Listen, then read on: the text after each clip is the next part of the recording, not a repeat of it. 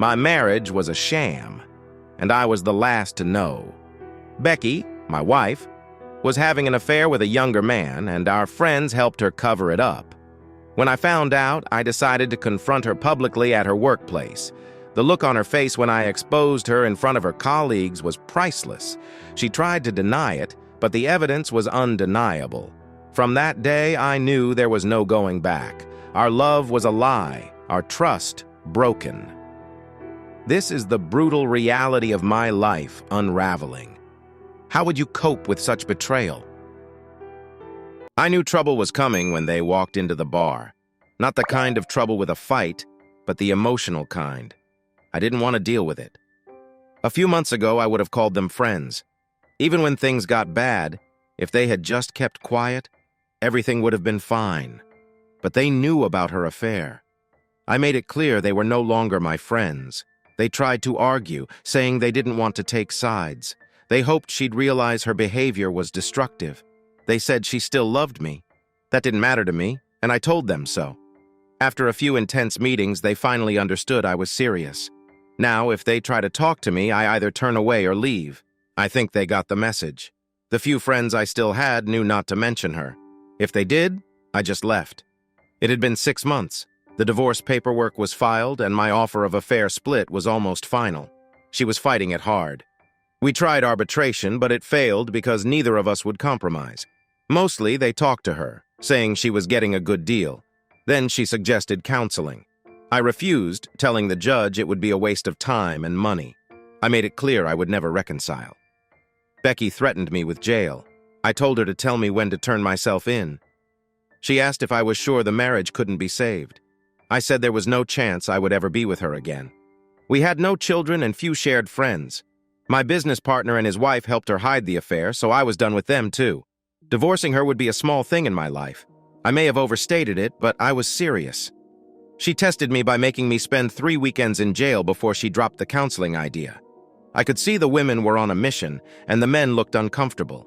They weren't there by accident. The bar was in another town, 25 miles away.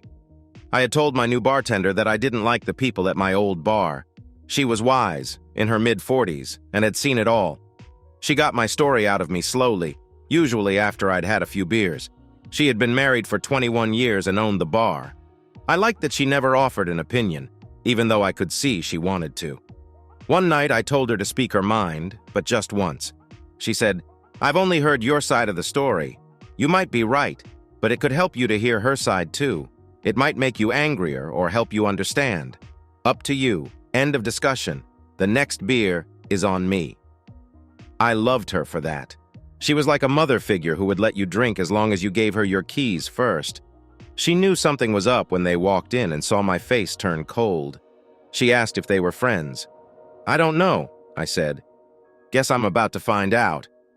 She warned me not to do anything stupid and said she'd kick them out if I gave her the signal. It took them 10 minutes to approach me. Todd stood beside me. "Hey, Jace, how are you doing?" I said I was fine and asked what he wanted. My lack of emotion shook him a bit. He said Becky was upset because I wouldn't forgive her. He reminded me we were still technically married and asked if I would talk to them. I told him no and said to leave me alone. He said that would hurt their feelings and they'd come after me anyway. I let him stew for a minute. "All right," I said. "But remember, if I do this, we're through. Don't look me up again. Understand?" He got a bit angry, but I didn't care. "I understand. Now, when you talk to them," I asked him, "if your wife was cheating, would you let it go?" He smirked and said it would never happen because she loved him. I told him Becky said the same thing but still cheated. I told him to tell Sandy and George what I said and then bring them over to make sure they understood. Then I'd talk to the girls for 10 minutes. I figured I'd have time for another beer by then. I turned away, dismissing him. He stood for a moment, head down, then went back to the table. I watched in the mirror as they started a heated discussion. Sandy threw up his hands and came over to me. "I've always liked you, Jess. You don't deserve this. I'm a bit ashamed of the whole thing, and I'm out. I'm sorry for bothering you, but Tina is determined. We're going to have a long talk on the way home. This is the last time I'll put up with her meddling. I guess this is goodbye." He held out his hand and I shook it. "So long, Sandy. You're one of the good ones. If I ever come back to town, I might look you up." Not Tina, though. George never really liked me much, so he had no problem staying out of it. The women watched me closely. I made them wait a bit before walking over. I sat down and they started talking. I held up my hand, got out my phone, and set the timer for 10 minutes. I could tell it annoyed them. "All right, you're on the clock, go!" Tina rolled her eyes. "Really, Jace, a timer?" 9 minutes and 49 seconds, I said. They talked over each other for a minute before they realized their mistake and looked at Carrie. Apparently, she was the spokesperson. I know this is really none of our business, but they almost ran when I slammed my hand on the table. Finally, someone understands. You're right, it's none of your business, but you can't resist, can you? You're determined to talk sense into me because you're our friends, right? Then where were you when she was out cheating? Where was your concern for me then? One word from any of you would have saved me a lot of grief, but none of you said anything. A lot of you even gave her alibis. End of rant. Let me reset the timer. They sat there, stunned, before Carrie spoke up, sounding annoyed. "Jace, please. It was a mistake. She never meant for it to happen. We didn't know what to say. She's miserable. Her parents hardly talk to her. Her boss has her on probation. She cried when she found out you'd saved her job. I think she's learned her lesson. Time to swallow your pride and take her back." I rolled my eyes. "Time. I'm sorry. I didn't read the cheating handbook. I didn't know there was a time limit on how long I could be angry. So now it's okay? Fine. Kiss and make up and we live happily ever after? Not likely. I'd be a lot calmer if you people wouldn't keep shoving her in my face. You still think you know best for us?" They actually looked a bit guilty before nodding. "Yes." "You all feel that way?" They all nodded again. They babbled for a few more seconds before I stopped them. "Hold on. Let's go off the clock for a second here. Carrie, if you found out George was cheating and all of us knew and didn't tell you, would that be okay? If he got caught, would you eventually forgive him? Do you love him that much?" She frowned, but said she would eventually. "And if the person he was cheating with was a friend, even married to a friend, could you forgive them too?" She looked very uncomfortable. They all suddenly seemed very nervous. "I'd like to think I would after a time if I thought they were really sorry," she said. I grinned. "Well, that's great because Jan and George have been cheating for about 8 months now. When I heard the rumors, I didn't believe it. And before you ask, I was going to tell you, but other things came up that required my attention. I left it alone because I thought you deserved to find out on your own like I did. By then, I didn't care about any of you anyway. That's why I moved here. I heard they had a better class of people, so take your pompous, hypocritical attitudes and shove them. Let the healing begin. Carrie, tell Jan you forgive her. Jan, promise not to cheat again in 4 months and everything will be fine. You'll have a stronger marriage for it. I'm pretty sure that's in a chapter of the cheating handbook somewhere. Let's get Todd and George over here too and do a blanket healing. And Carrie, don't throw too many stones, or I'll have to tell an interesting tale about you and a stripper during your last girls' weekend to Myrtle Beach. Did I mention Becky told tales when she was drunk and we were alone? Tina, you and Sandy need a new circle of friends. Looks like the old one is worn out. We finished our conversation about me and Becky, but it looks like you guys have a lot to talk about, so I'll be leaving now. Let's not do this again. Ever. Bye." Was it a bad thing to do? Maybe, but it didn't bother me much. Let he who is without sin cast the first stone, and so on. There was a lot of yelling and tears at the table, and more than a few slaps. Sandy grabbed Tina, and they went to another table. He wasn't loud, but he had a finger in her face, and she was crying hard. Finally, Marge, the bartender, told them to either leave or quiet down. They all left except Tina and Sandy. She came up to me timidly. "I'm sorry," she said, looking down. Then she gathered her courage and looked up. "It's just that we thought you were the best of us. You guys seemed really happy. I didn't believe it when you split up. I figured once you calmed down, you'd talk it out and get back together. I'm guessing everyone, especially Becky, didn't expect your reaction. You're really through with her, aren't you?" "Yes, Tina, I am. You're wrong, though. You and Sandy are the best of us. Use this as a learning experience. Choose your friends more carefully in the future. Go home now, love each other, and remember me and Becky. You can never be sure how someone will react to cheating. Maybe I'll see you sometime." Sandy apologized again, and they left, holding hands. Marge nodded towards them as they left. They seemed like a decent couple. The others, though, I'm not so sure about. I think the divorce court in your hometown will be a little busier soon. I nodded, agreeing, and gave her my keys. $30 for the cab and switched to whiskey. I was as surprised as any of them by my reaction. I like to think I was a decent guy, still do, but you never know how someone will react to stress and cheating. The fact that I loved her so deeply made the cheating even worse. I wasn't really attracted to Becky at first.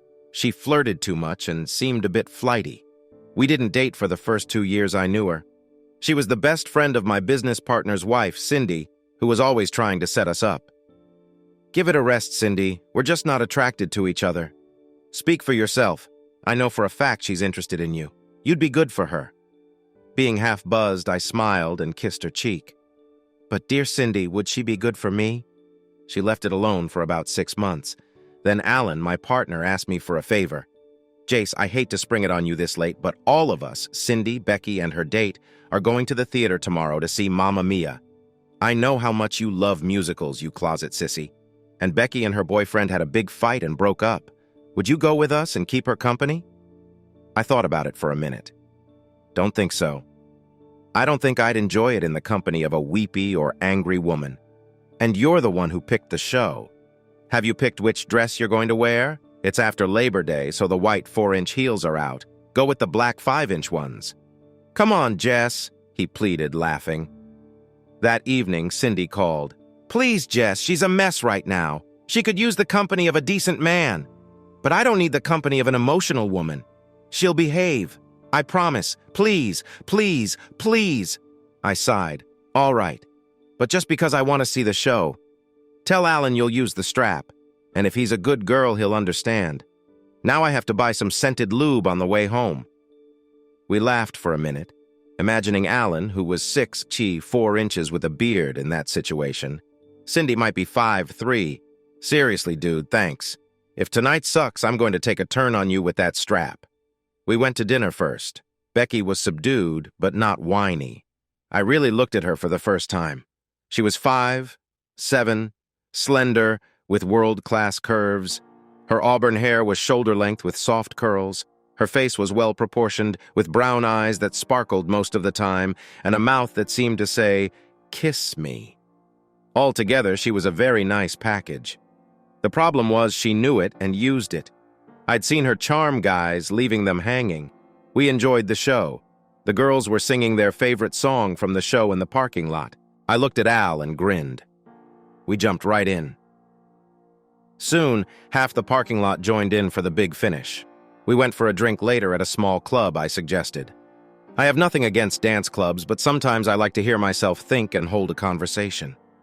It was the weekend and they had a 4-piece band. It was mostly slow, light melodies. Some couples were dancing on the small floor. Al looked at Cindy and she dragged him out on the floor. I barely got out one drink before I was on the floor with a hot woman wrapped around me. It was slow, soft, and comfortable. Thank you, she whispered. For what? I asked, surprised. For showing me good guys still exist. Cindy told me to behave, so I did. I know you didn't want to come, but I'm glad you decided to. Me too, I said, realizing I meant it. Whether you know it or not, you're a hell of a woman, Becky. Tone down the flirting a bit, invest in someone worthwhile, and I'm sure you'll be very happy. And I'm not criticizing you, just making an observation based on watching you for the last few years. She actually smiled. Thanks. I think. You really think I'm a nice woman? I smiled back. When you want to be. Either way, you've got the best bum I've ever seen. Ever noticed when we're around each other, I'm always a step or two behind you? She flushed, then punched me on the arm. Thanks. I think. The song ended and we walked back, talking and smiling. Cindy was sitting there, amazed. What were you two talking about? Jess says I'm a good woman most of the time, and that I have a great bum. Alan choked on his drink and Cindy laughed. I looked at him. What? Don't tell me you've never noticed? Cindy looked at him suspiciously. What about my bum, honey? He was trying to think of something diplomatic to say when I rescued him. You do have a nice bum, Cindy, but it's not even close to hers. If it's any consolation, you've got a killer rack.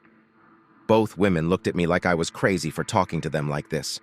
Alan started laughing. Stop, Jace. Quit while you're breaking even. Honey, you do have a nice bum, and you've got Becky beat all to hell in the rack department. But it's you I love, and that's all that counts to me. Nice save, Alan, I thought, remembering what a good salesman he was. I got a really good kiss, and she made me promise to call her soon. I didn't call for 2 weeks. That Saturday, I got a sharp call from Cindy. "You asshole," she began. She called me that a lot. I hoped it was a term of endearment. She was starting to think there were good guys in the world, and then you don't call. Her feelings are hurt pretty bad, Cindy said when she finally wound down. What? What's Alan been doing for the last 2 weeks? I asked calmly. You know damn well what he's been doing. You've been keeping him at the office all those ungodly hours getting the Jameson account done. Exactly, I said softly. And what was I doing all this time? Guilting Alan because you're practically living at the office. What's that? Oh, yeah. Suddenly, she was apologizing. I'm sorry, Jace. I didn't think. I should have told her. Well, call and tell her now. Tell her if she's interested, I'll call next Thursday. I will. I wasn't thinking, she said. I thought many times about my next statement and how true it turned out to be. Relax, Cindy. She's your friend. Of course you want to protect her. Help her be happy. I understand. Gotta go. She was still talking when I hung up.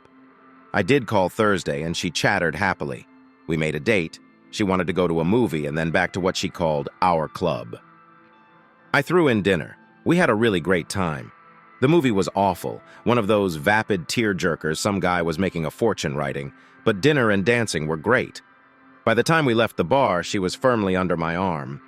I surprised her by not coming in when I dropped her off. She looked disappointed until I explained why. I'd love to, honey, but Alan and I are working tomorrow. We're almost over the hump. This account and another recording will make us pretty secure, so we're putting all we have into it. I think calling her honey did the trick. I got a really strong kiss, followed by another. I finally had to break it off. Damn. You know how hard it's going to be working tomorrow thinking about these kisses? If I blow this account, I'm making you support me. She giggled.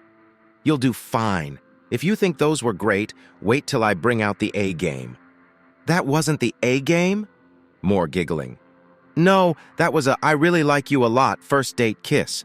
Keep up what you're doing and you'll get the A game soon. Now go conquer the business world. Call me soon. She and Cindy surprised us by showing up the next day. Bringing a home-cooked meal, she breezed past me saying, You have to eat, right? They set the conference table and we enjoyed a feast fit for a king. Afterward, they cleaned up and packed away the leftovers. I found her bouncing on the conference table. What are you doing? I asked. Stress testing the table. I don't want it to break when we... Kristen started. Cindy laughed and joined her. Yeah, it'll hold us. Bye, honey. Becky got up too. Yeah, bye, honey. See you this weekend. We're going to the lake to grill and swim. You guys need some sun. As an ad guy, I know one of the hard and fast rules is to always display your best while minimizing the weak points. The girls had bought new bikinis. Becky wore a modest top, but her bottom was barely there. Cindy, on the other hand, had a modest bottom, but her top was practically 2 postage stamps and some string. I'm still amazed we weren't thrown out of the state park we were in. It probably helped that the lifeguard and manager on duty were both male. Alan and I almost burned the stakes because we couldn't keep our eyes off the girls. They finally laughed and put on slinky covers. We ate, played in the water, and joined a volleyball game against 4 guys. Every time the guys got ahead in points, Becky would bend over to pick up the ball or Cindy would jump up and down. We won the game despite not being very good. Just before it got dark, they dragged us into the water, snuggling up to us. We were kissing when she pulled back and dove underwater. She popped back up, grinning. Cindy did the same. Sorry, she said. We were getting too hot. I looked around and saw Cindy and Alan. Cindy was completely naked, and her chest would pop out of the water occasionally as she moved. I couldn't see her hands either, and she put her fingers to my lips. No, she said. I intend to stain your upholstery on the way back. Want to complain? Not in the least, I replied. Looks like I need to get Cindy's cover too. That's her top, isn't it? I'll pass the safety line. Cindy squeaked when she saw it. Becky teased her, telling her she had to come get her cover while Alan just grinned. Finally, Becky tossed it to her. Cindy's cover was a lot lighter than Becky's, and it was like watching a wet t-shirt contest as she came out of the water. I heard a gasp and looked around. 3 teen boys carrying their gear out were standing there like deer caught in headlights. Cindy grinned and stretched, asking Alan for a towel. Not to be outdone, Becky bent over to pick one up, giving us a cheeky view as she handed it to her. "Good night, boys. Maybe we'll see you next week," they said as they walked to the car. We followed along, admiring the view and laughing. That night is etched in my memory forever. Even now, despite the hurt and heartbreak, I still get a reaction thinking about it. We nearly broke the bed. She was multi-orgasmic and went absolutely wild, able to torment you for hours if she wanted. By the time she was done, you wanted to come so badly it actually hurt.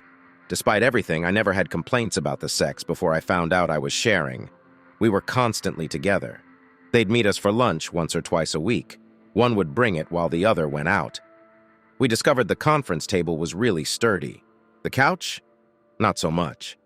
We had to replace it after Alan and Cindy had lunch. One day, as we were moving forward, we hit a bump in the road. I always felt it was a warning I should have heeded. We got the account we wanted so badly, which meant long hours until we could afford to hire someone. I usually worked more hours than Alan so he could spend time with Cindy. Becky and I hadn't been out in 3 weeks. She was a beautiful woman and used to getting a lot of attention, and it didn't sit well with her. She was upset during our last 2 phone calls, despite my apologies. One Saturday at 5, I thought I'd call her and spend some quality time. She wasn't home. I called Cindy, and she said Becky was out with her friends from work. After scolding me for not paying more attention to Becky, I wasn't in the mood. "All right, if that's how you feel, tell Alan he works every hour I do starting next week. Sound good?" She tried to backpedal, but I hung up. 40 minutes later, Becky called. "Where are you?" she asked. "I couldn't reach you, so I went back to work. Enjoy your night out. I'll call you tomorrow." She was still trying to talk when I hung up. Cindy had killed my mood, and I wanted to be alone. I decided to grab some hot dogs from a nearby mom-and-pop place. They had killer hot dogs with toppings piled high and a large order of handmade onion rings. After all, I wouldn't be kissing anyone tonight. I still grabbed a couple of breath mints on the way out. I started home when I remembered a club Cindy had told me about. It was similar to the one we liked, but leaned towards jazz. She had read about it in the entertainment section and thought it might be a nice change of pace. Maybe they'd be there. Either way, I could check it out. It was a nice place with muted lighting, dark wood, and a nice bar. They had a 3-piece band with drums, piano, and stand-up bass. They were pretty good, even if I wasn't a big fan of jazz. I remember thinking Becky would like it when I heard her laugh. It made my day. This was where she had gone with her girlfriends. Sneaky little devil. I was checking it out when I saw her walk into view, arm in arm with a guy I'd never seen, heading towards the dance floor. It didn't concern me. We were often asked to dance by others, but we didn't do it often. I looked around the floor and didn't see any single girls. I decided to hang back and see what was going on. I took a small table off to the side and watched. There was no one else at the table. They danced 3 more times, the last with his hand firmly on her bum. The kiss at the end and the one at the table sealed it. I hadn't asked her to be exclusive, but I expected her to be upfront if she was dating others. I can't deny it hurt. It did a lot. I wrote it off as a life lesson and started to leave before I remembered the remark about being out with the girls. I got the waitress and had her take them a round of drinks in exactly 5 minutes, giving her a $20 tip. "There's not going to be any trouble, is there?" she asked. "No," I assured her. "I'm leaving. They're friends of mine, and I felt foolish not noticing before. The drink is an apology because I had to leave and hadn't talked to them." She bought it, kind of. I waited a minute and dialed Becky's number. The band was on break, and I heard it ring from where she was sitting. She looked at it, said something to her companion, and took the call. "Hi, honey. Change your mind?" She sounded so sincere. "You know I'm beat. Say hi to the girls for me. Where are you? It sounds awfully quiet." "The band's on break and the girls went to the bathroom. I'm guarding the drinks." The waitress was approaching with their drinks. They looked over at me and I stepped out of the shadows. "The fedora is nice, isn't it? Tell your girlfriend here not to go into the ladies' room dressed like that. They may not understand." Her mouth opened and closed a couple of times before she could recover. I was already out the door. I sat in the darkened lot across the street and watched as she ran out, looking around wildly. Her date came out and said something, but she shook him off. The phone started ringing and I cut it off. I didn't feel like talking. Her date argued some more and she kept shaking her head. He finally gave up in disgust and went back inside. I wondered what she was waiting for. 15 minutes later, Cindy roared up in her SUV. She climbed in and started towards my apartment. I went the other way, not in the mood for drama. I found a motel, paid cash, and knocked out for 10 straight hours. There was no one in my parking lot when I got home, so I showered, changed, and headed back out. I went by the office, but Alan and Cindy were there. I figured Becky was lurking somewhere, so I drove by, went 4 hours away to the mountains, called, and left a message at their house. I told them I needed a break and would be back Tuesday. I slept, walked around in the sunshine, and enjoyed it immensely. I even stopped at a tourist trap and bought some gifts. Tuesday morning, I was in the office bright and early. I had parked the car out of sight, and Alan nearly jumped out of his skin when he walked in. He grabbed his phone immediately. "Use that, and I'm gone for the rest of the week. Understand?" He nodded, watching me warily. "Good, let's get to work. I feel great. That little break made a world of difference. I've come up with some good ideas. Tell me what you think." Until lunchtime, we worked away. He was excited about the new ideas. At lunch, I told Alan I'd see him in an hour and left. Usually, I ate a sandwich at my desk and kept working. He had been back for 20 minutes before me. Cindy arrived 20 minutes later. She took a deep breath, but I held up my hand. "I'll talk first if you don't mind. Becky doesn't owe me anything, except honesty. We hadn't talked about being exclusive. I would have hated it, but understood if she told me she wanted to see others. But she didn't. And then she lied about who she was with and where she was. That tells me a lot." Cindy started to speak, but I held up my hand again. "Not done yet. Tell her not to bother me. I'll call her sometime this week. One more thing. Did you know she was on a date and then lied to me about it? If I think you did, it would affect our friendship greatly. If I can't trust you, you're not my friend. Understand?" Cindy paled a little and Alan looked uncomfortable. Then she spoke. "I didn't know, or I would have stopped her. I'm mad at her too, Jace. I thought she was finally growing up. I'm just as disappointed as you are." I asked, "When did you chew her out?" "That night she called me from the club, a crying mess. We spent half the night looking and waiting for you. We finally went to my house and crashed for a few hours. You had come and gone while we were asleep. Can I at least call her and tell her you're back and we'll talk to her?" I sighed mentally. Maybe she was telling the truth after all. "Yes, call her now. If you want to keep that house and that tank you drive, you need to let us get back to work by 6 on the dot." I told Alan I was leaving for the day. "You're kidding, right? There's lots to do yet. And it'll all be here tomorrow when we come back. No more killing myself, at least for a while." I left him with his mouth hanging open. The next day, I placed an ad for an associate. Alan was upset because it cut into the profits. "Fine," I said. "I'll pull the ad, but if we do, from now on, we're hourly. The salary goes out the window." He didn't like that because he knew I worked at least a third more than he did, so he shut up. I hired a woman straight out of school. She was really talented but had no real-world experience. I ended up spending a lot of time with her at first, but she developed nicely. Our business actually increased because we could handle more. Between Ida and I, we kept the ideas rolling while Alan handled the contacts and sales. I called Becky like I promised. She didn't know what to say. I waited. "I'm sorry," finally came out. For what? I wasn't going to make it easier for her. For lying to you, for going out behind your back. I was climbing the walls and just wanted to get out. I wasn't going to sleep with him. I just needed a companion. I shocked her. "I understand you hadn't made me any promises, but I expected honesty and you lied. Tell me how I could trust you enough now to return to where we were or go forward. You know, I was wanting more. I thought you did too. Oh well, a leopard and its spots." That offhand comment actually sent her into a rage. "Damn you! You always had it in the back of your head that I couldn't measure up, didn't you? I bet you're patting yourself on the back saying, 'I told you so.' I was falling in love for the first time in my life. I was scared and lonely, feelings I never had to handle. I screwed up. I'm sorry." I said it gently, just above a whisper. "I'm sorry too, and I was already in love with you." I hung up to her voice, pleading with me to stay on the line. I didn't talk to her for 2 weeks. When I did, I didn't expect what was said. Would you like to go to a club Saturday? Maybe eat at that new Indian restaurant before? I was shocked by the anger in her voice. Decided to forgive the poor sinner? My penance over?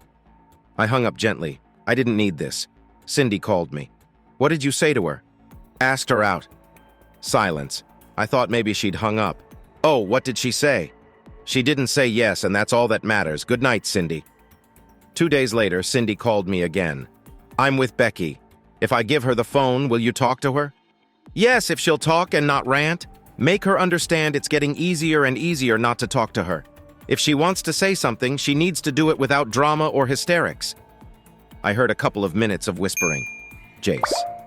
Hi, Becky. Jace, I'm really sorry for everything. I'd like to start over like new. I want you to see me as a new person, not someone that you used to know. Alan wants to grill Sunday. Will you come over? Sure. I'll come to visit your grill, she said with a little laugh. Alan would burn concrete if you put it on the grill. Both. I'd like to actually eat. Make your potato salad and it's a date. I will, thank you, Jace. It took 5 months to get a sense of intimacy back. I dated others, which pissed her off no end. I told her up front if I couldn't go out with her and why. She bit her lips raw, holding back. When we decided to get intimate, we had the big talk. If we're intimate, it's just us. No one else. Do you understand? Even if you just go out with old friends, if I find out from someone besides you, we're over. There won't be any rising from the ashes this time. And I don't intend to be your jailer. I won't be checking up on you. You're on your own. Screw up and it's all you. She agreed too quickly for my taste. I want you to really think about this, Becky. I'm talking long-term commitment here. Don't give me your answer yet. I need to get tested before we do anything. I don't want to bring anything extra with me for the first time. She understood I'd had sex with others. I could see the tears, but she fought them back. All right, honey. I haven't been with anyone since you, but I'll do it too. And I already know the answer. A week later, we exchanged clean bills of health and apartment keys. Sex with Becky was always exciting, but the welcome back sex nearly exhausted me. I actually fell asleep at work twice. Alan said something to Cindy, and she told Becky to let me rest occasionally so she could keep her house. She agreed reluctantly. I still worked long hours, but not like before. The experience taught me to prioritize. We had been living together for 8 months when I called her at her job. Can you get off this afternoon? I wouldn't ask, but it's really important. She agreed instantly. So I picked her up, handing her a drive-through bag. Sorry, babe. This will have to hold you until dinner. I refused to tell her what it was about. We drove to a nice neighborhood and pulled into a driveway. There was a for sale sign out front and a realtor waiting. Is this your wife? She asked politely. Maybe, I said. I'll know by the end of the day. Becky looked at me like I was crazy. Well, let's have a look, shall we, dear? Men have no clue what's really important in a house, don't you agree? Oh, they understand structure, brick and wood, but they don't have a feel for comfort or possibilities. She kept talking as she showed us the house. 3 bedrooms, nice big lot, small patio. Excuse me for just a moment while we confer, will you? She said to the realtor before pulling me into the living room. Look, honey, a fireplace. She wasn't going to be distracted. She backed me against the mantel. What the hell is going on here? Really, Beck? Isn't it obvious? We're house hunting. I don't want to start married life in an apartment. Besides, when we have kids, we're going to need the space. I don't think she heard much past married life before she launched into my arms. I scraped the back of my head on the stone mantel and didn't care at all. Then she cried, then she giggled, then she got serious. Where's my ring? I haven't got it yet. I thought we'd pick it out together. The realtor came looking for us and heard the last part. She laughed.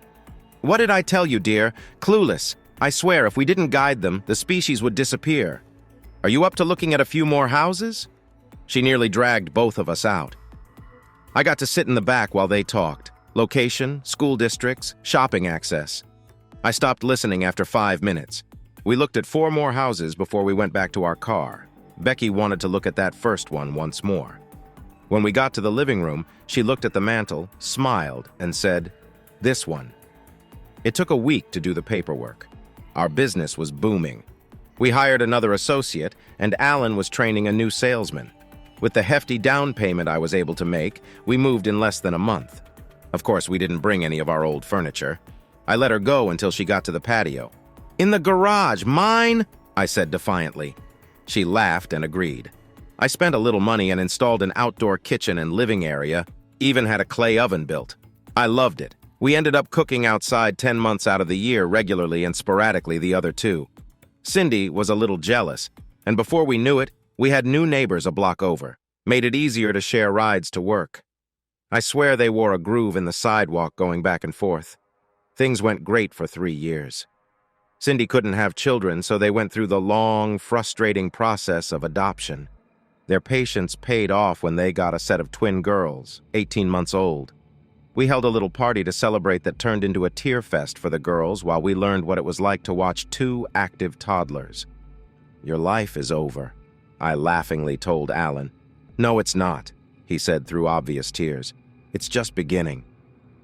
I was really quiet as we walked home. So was Becky. I stopped at the end of our driveway.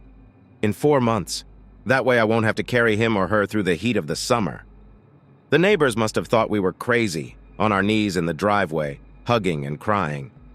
Right after that conversation, the economy started tanking. 6 months later, Becky's company suddenly declared bankruptcy. She didn't get severance pay or her vacation pay. Nothing.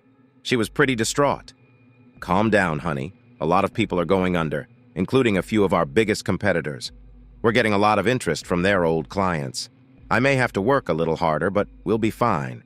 And as good as you were at your job, someone will snap you up." The economy got worse, and she never found another job in her field. No one wanted to pay her what she was worth, despite her experience when they could get an MBA straight out of school for half as much. She fretted and brooded. She and Cindy joined a gym close enough they could walk to, pushing the kids in strollers. This kept her going for a few months. Never really out of shape, she was like a rock after a couple of months. She started volunteering for some big causes, hoping she could network a job out of it. I didn't like it because she would be gone almost every other weekend to some charity event or another, but I kept quiet, thinking it was doing her some good. One Friday, she came in at 2 a.m., waking me from a dead sleep with a first-class shout. "I got a job! I'm the new assistant event coordinator for the Sloan Group. Tonight was my tryout, and they liked what they saw.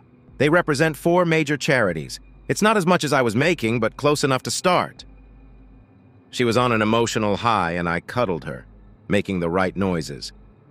It had been almost a year, and she still wasn't pregnant. We went to the doctor. He looked over the tests he'd ordered. "You're both fine. Everything is in good working order. There's no reason why you won't be pregnant soon. My guess is it's the stress she's been under because of the economy. Animal birth rates go down if the food supply is threatened or if there are too many predators. It's the same with women. Birth rates are low in stressful environments like war zones. Go home, practice a lot. It'll happen," the doctor said. But it didn't. The next day during lunch, she came to me. "Honey, I need you to do something for me." "Sure, baby. What do you need?" She fidgeted for a bit. "I want to go back on birth control for another year. Let me get comfortable in my new job and build up enough time so I won't lose it over a pregnancy. Just a year, honey, I promise." I was actually a little relieved. The economy was still going downhill and I didn't see an upswing for a while. So I agreed. We were doing a lot more work, picking up the slack from failed companies. It was tougher than ever. If we couldn't do it for what they wanted to pay, there was another ad agency down the street, desperate for business. Part of her job was attending events to make sure they went smoothly. I went when I could, but more and more she went alone. She told me not to worry since she was working anyway. As the husband of one of the key players and a business owner, I was expected to contribute to as many of the charities they represented as possible. We picked the 2 we thought were most worthwhile and committed to them. We even sent someone occasionally to represent the company at the events. Alan and Cindy went a few times, but he was as overworked as I was, so he backed off. The economy was finally starting to turn around. I could see the light at the end of the tunnel. Becky had been at her job for a year, had gotten a small promotion and a raise. We started talking about a family again. I talked Ida and her husband into representing the company at some of the events. It kept our name in focus and allowed Alan and me to work more. Ida had developed nicely to the point that she was being stopped by competitors. We had a long talk about it. I told her if she got a truly good offer, I wouldn't hold it against her if she took it. She assured me none had made an attractive enough offer to consider moving yet. I laughed. I noticed she seemed a little down and was avoiding me unless it was absolutely necessary. I figured she had finally gotten that good offer. I called her in for a little chat. "You haven't been yourself lately. If I've noticed, so has everyone else. Something you want to talk about?" Ida was an attractive black woman, tall, striking, usually smiling. If you got past her looks, you discovered she had a sharp mind. She looked down, smoothing her dress, one of her stress signs. "I thought a lot about what I'm about to tell you. My husband has been pushing me to talk to you, so here it is. It might not matter. You might already know. If not, please don't be angry with us." I figured this was it. She was giving me notice. She pulled out her tablet, fiddled with it for a bit, and handed it to me. A series of photographs of Becky and a man I didn't recognize. There were shots of them laughing, holding hands, kissing, dancing with his hands on her bum. One of them was in a semi-dark room in a fierce lip lock. These were taken over the last 3 events we've been to. I don't think she's realized who I am or that I work for you. The last time she knew I was there, she spoke to me and was extremely professional. Maybe you knew, but I didn't want to be the one to bring it to your attention if you didn't. Please don't fire me. I was in shock. This had to be some kind of joke. I'd go home and Becky would laugh. All our friends would jump out and she'd say, "Gotcha!" and explain it all away. But I knew. I knew it was exactly what it looked like. I sat for a minute before telling a nervous Ida her job was safe and asking if she would transfer the images to my computer and burn me a hard copy. She stood. "You didn't know, did you? I'm so sorry. If you need anything, ask." She came around and hugged me, the first physical contact we'd had in all the time we'd worked together. "I'm sorry." "I am too," I said. "Please don't say anything about this." She promised and fled the office, scared of the look on my face. Despite being an idea man, I was stumped. I did what I always did when I faced a problem. I did research. All I had now were pictures from an amateur. I wanted hard evidence. His name was Johnny Walker, and he hated scotch. I should have been named Jim or Jack. I'm a bourbon man through and through. He came highly recommended as one of the best in his business, so I hired him. It only took 2 weeks to get me everything I wanted. We met at a bar owned by one of his friends. There were rooms for private parties, and we used one of those. I didn't want to be seen going into his office or him coming into mine. He agreed totally. I'd even bought a burner phone I kept locked in my desk to communicate with him. I know it sounds paranoid.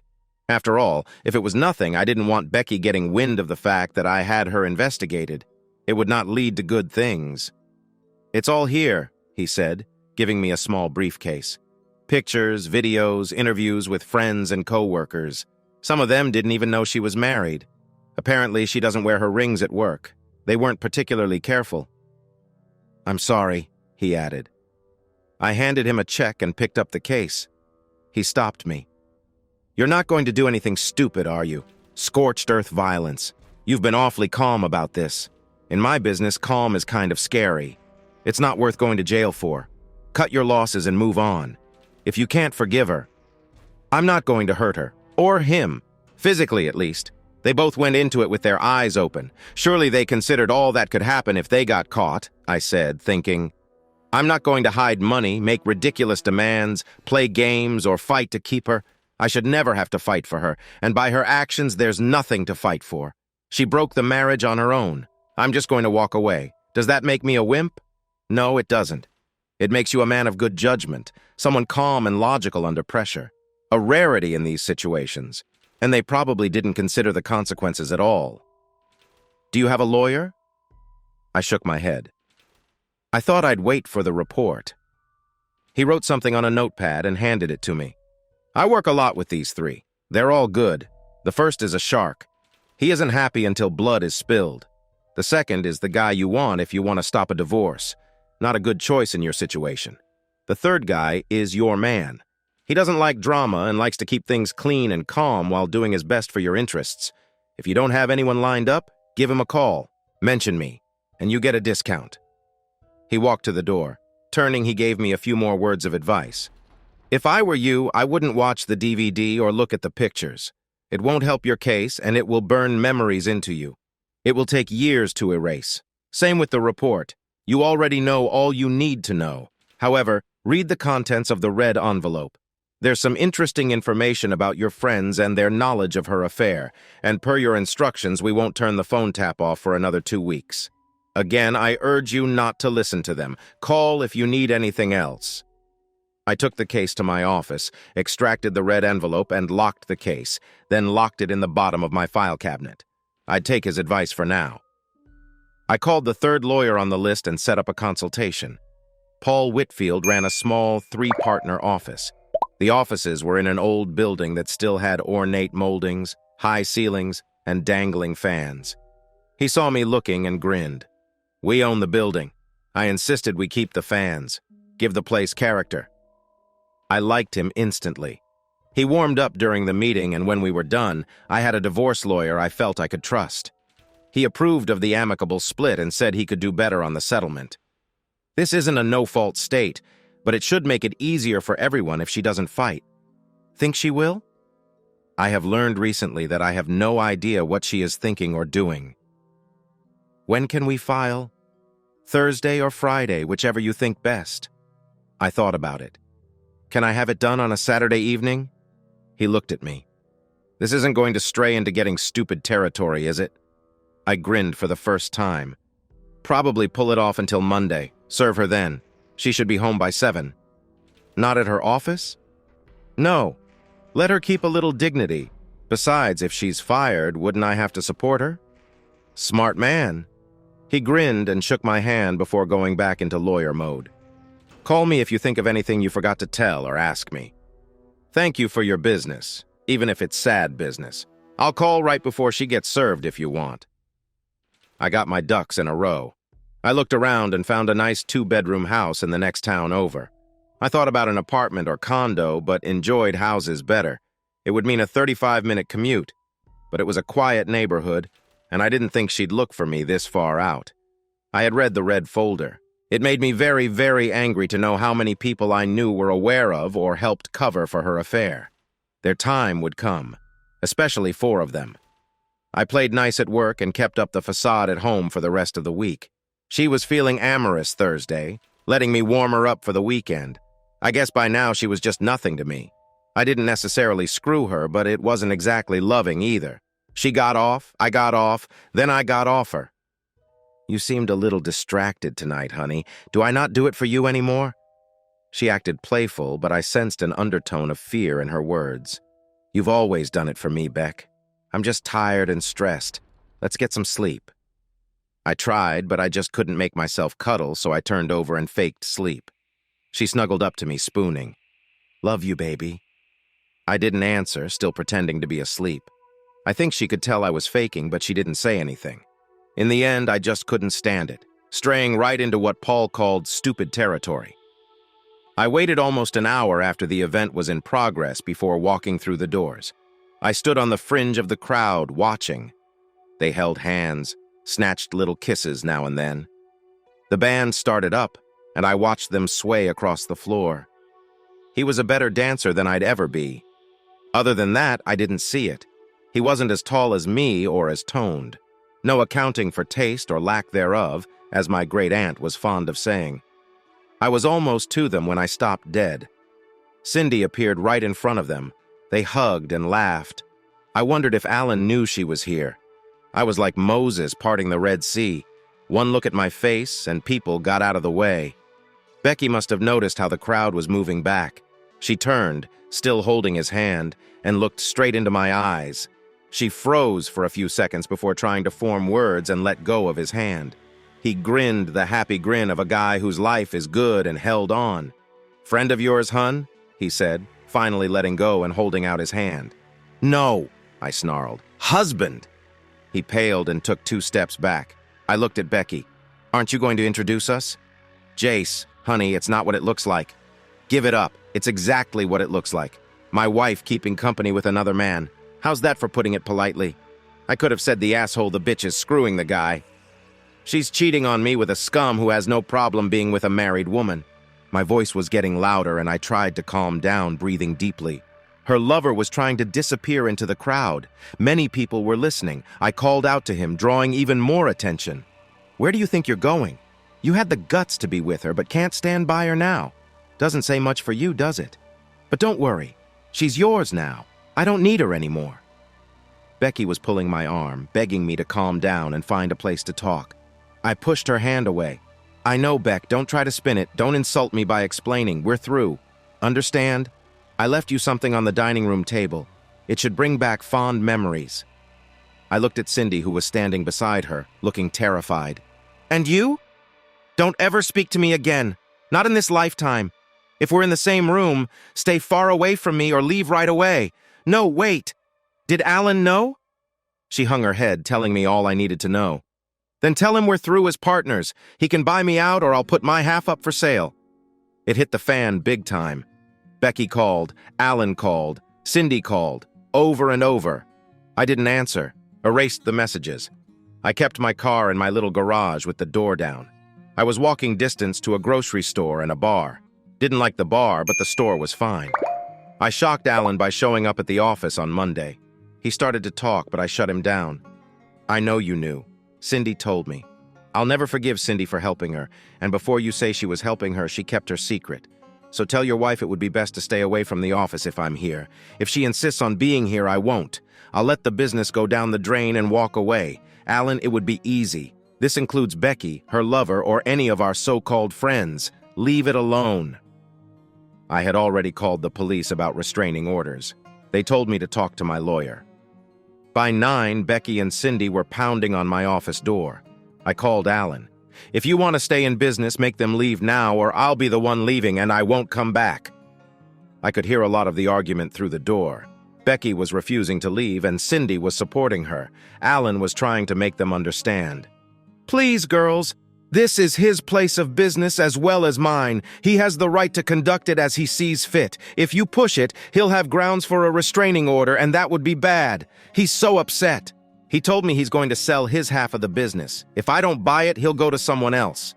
We can't afford that, Cindy. Not now. We've just gotten to the edge of being really successful. He's the idea man, the brains behind the business. I just sell whatever he comes up with. It would ruin us. Cindy, think about the kids. I heard more mumbling and then silence. Alan called. They've left. You can come out of the office now. I don't think so. As long as I'm in here, I'm in a stress-free zone. Go back to work. Try to figure out what you're going to do and send Ida in, please. He was starting to beg again when I hung up.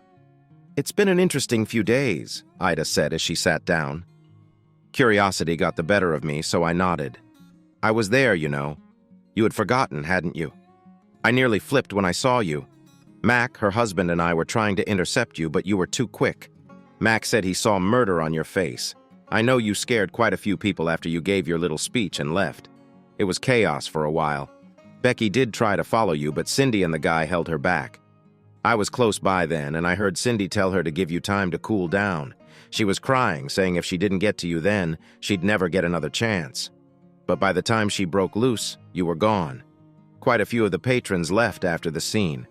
I have a feeling donations that night were a little shy of expectations. She stopped, looking at me. Do you know his name? Yes. And his age? His residence?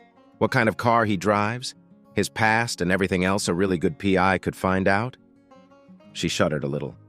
You're not going to do anything cruel, are you? Yes, I said, making her blanch. I'm going to ignore him. Every time he walks around a corner or hears a loud noise behind him, he'll think it's me. He'll be a nervous wreck for a while. Eventually, he'll figure out I have no interest in him. That will be the biggest insult I could give him. What about your wife? They had to almost carry her out of the place. I think she's beginning to realize how bad it's going to be. I don't have a wife, I said, stone-faced. Then I grinned. But if anything ever happens and you find yourself single, I'll be like a politician at a pork barrel. You boys aren't all bad, she smiled. I don't cross color lines, but if anything ever happens, I'd make an exception. We stood, and she hugged me. It felt great. She rubbed her chest against me. I couldn't help it. I smiled. She grinned back. We worked the rest of the afternoon. When I came out, there were 2 envelopes on my bike seat. One from Cindy, one from Becky. I knew Alan was watching as I dropped them on the ground and laughed. I hadn't gone a block when I saw a familiar SUV behind me. I laughed into my helmet. Let the chase begin. I was on my Yamaha Roadster, 102 inches of V-twin power, my one nod to success. It was 2 years old, a repo I got a really good deal on. Beck loved it, and we spent many afternoons just riding around, exploring. I suddenly made a sharp right turn on red. They were 2 cars behind and got stuck. I went into a parking lot 3 blocks down, waited until I saw them zip by, then went back the way I'd come. They were probably still driving in circles when I pulled into my garage. I carried the burner phone with me and left my regular phone locked in my desk drawer. I still used my regular phone for business, screening and deleting everything but my customers and lawyer. Beck finally sent a registered letter, which I signed for and sent back to her unopened. My lawyer did all the talking. "She's a firecracker," he said. "Sure knows a lot of colorful words. She was living in the house and I was making half the payment. I directed Paul to tell her it would stop 6 months after we divorced, during which time I hoped to sell it. Or she could buy me out, but I knew that would never happen. She simply couldn't afford it. She refused to get a lawyer." Paul shrugged. "She's not required to, but you can bet at the first hearing the judge will strongly suggest she get counsel. That will be the first attempt to drag it out as long as she can to get to you. She's not going to let go.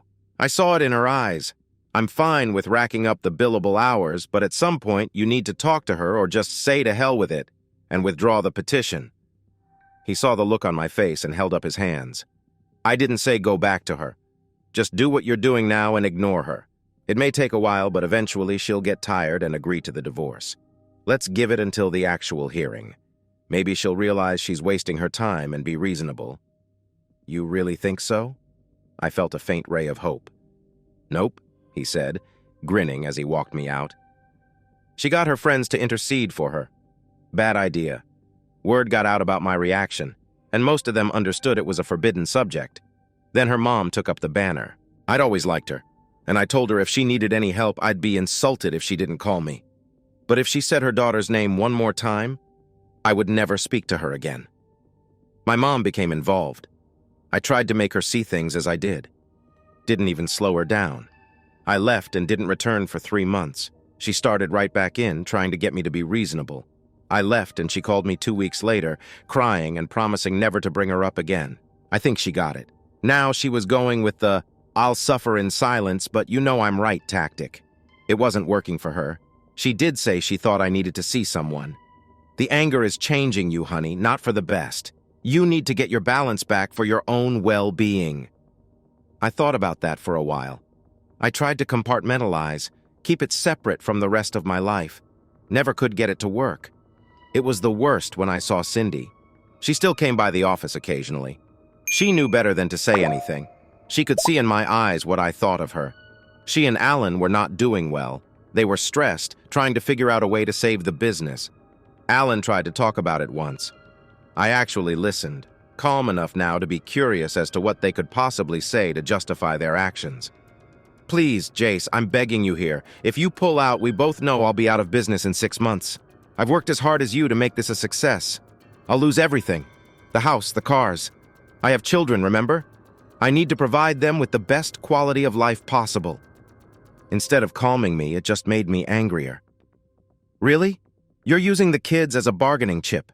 Tell me something. Did you even remotely consider how I might react? Knowing my best friends in the whole world were helping the love of my life cheat on me? Maybe if you'd remembered the last time she did something like this and my reaction, you would have spoken up. Were you thinking about the kids while you were lying to me?" He flushed and looked really, really angry. "God damn it. It's time for you to get over yourself and think about the harm you're doing here because your feelings are hurt. She cheated on you. I'm sorry. I shouldn't have allowed Cindy and myself to get involved. I was trying to protect you. Do I need to kick your ass to get you to understand? Wrong thing to say. You wanted to protect me? Then why didn't you read Cindy the Riot Act? Tell Beck she was making a serious mistake? Threaten to tell me unless she stopped? I think you weren't worried about me at all, but were more worried about the business. This cash cow has moved her last. Alan, you're good at what you do. You'll find a job pretty easily, especially now that the economy is rebounding. You may not have the quality of life you have known, but you'll survive. Cindy could actually get a job for a while to help. It might give her the shot of reality she needs. And as far as kicking my ass, you have no idea how part of me wants you to really try. My mom says I need to release some of my rage. Pounding the shit out of you might go a long way towards doing that. Now, if you're done, get the hell out of my office. Go work on your resume or something. Alan is 64.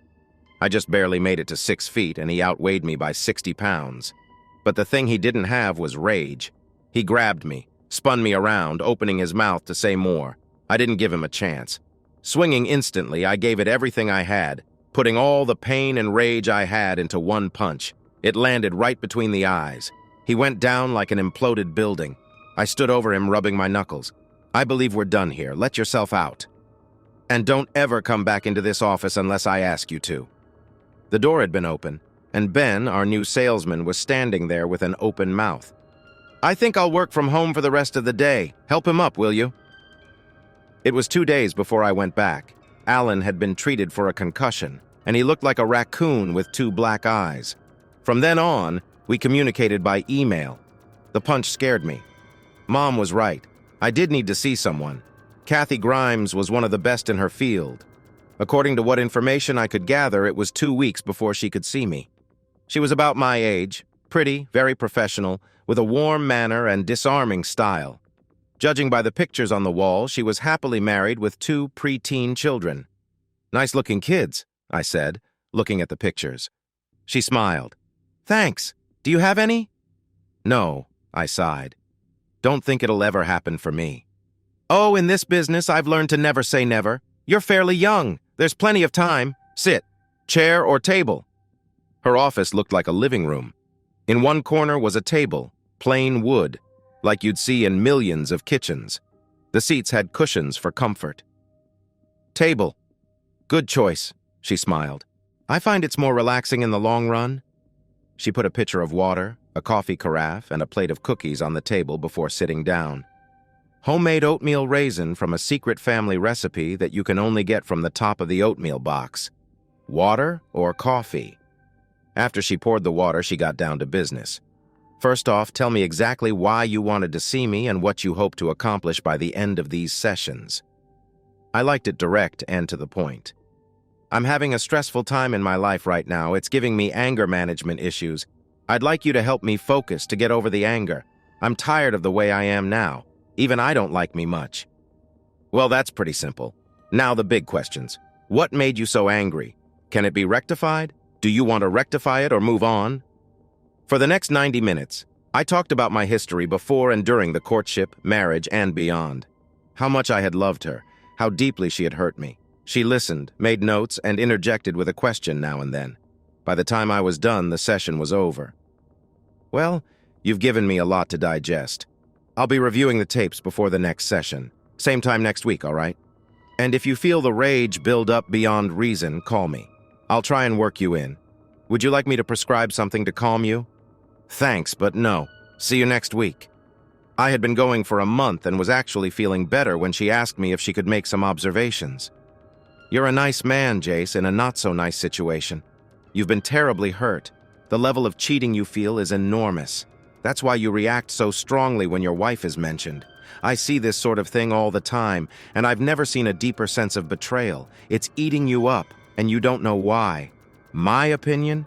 You still love your wife. She held up her hand before I could speak. That doesn't mean you want to go back to her. The fact that all your friends seem to support or turn a blind eye only compounds the situation. And them telling you to get over it, forgive her, didn't help any. It keeps the pain front and center. In the end, you have to ask yourself if you'll be happier with her or without her. I thought about it for a few minutes. It sucks. Either way, she's cheated me twice now. If I take her back, despite any promises she makes, she'll have it in her head that if she screws up again, I'll just forgive her. I'm not willing to take that chance. I couldn't go through it again. I paused, and she waited. So I guess we're over. I still love her, but love isn't the issue here. Trust is. I can't ever see a way to trust her again. And that says it all. And all our so-called friends. I can understand a little hesitation. It would be a terribly awkward conversation. But the ones who helped her, the ones who gave her alibis and kept her secret, they're dead to me. Looking back, I realized they were mostly her friends anyway. I've always been pretty much a loner. I like people, but I don't have the need to surround myself with them all the time. There's a song lyric, "Being alone doesn't mean I'm lonely. That's me." She nodded. That's consistent with my understanding. My opinion, if you want it, is to go ahead with the divorce. But, and I can't stress the importance of this, you need to talk to her. As long as you don't, she's going to hold hope that she can get you back. Tell her why that will never happen. If you can make her understand, she may stop fighting the divorce. You've told me how you fought counseling, but you seem calm enough now to consider it, especially if it gets you the results you want quicker. I can set up a few joint sessions with her if you like. Act as referee, your choice entirely, but that's my expert opinion. I thought about it for a while.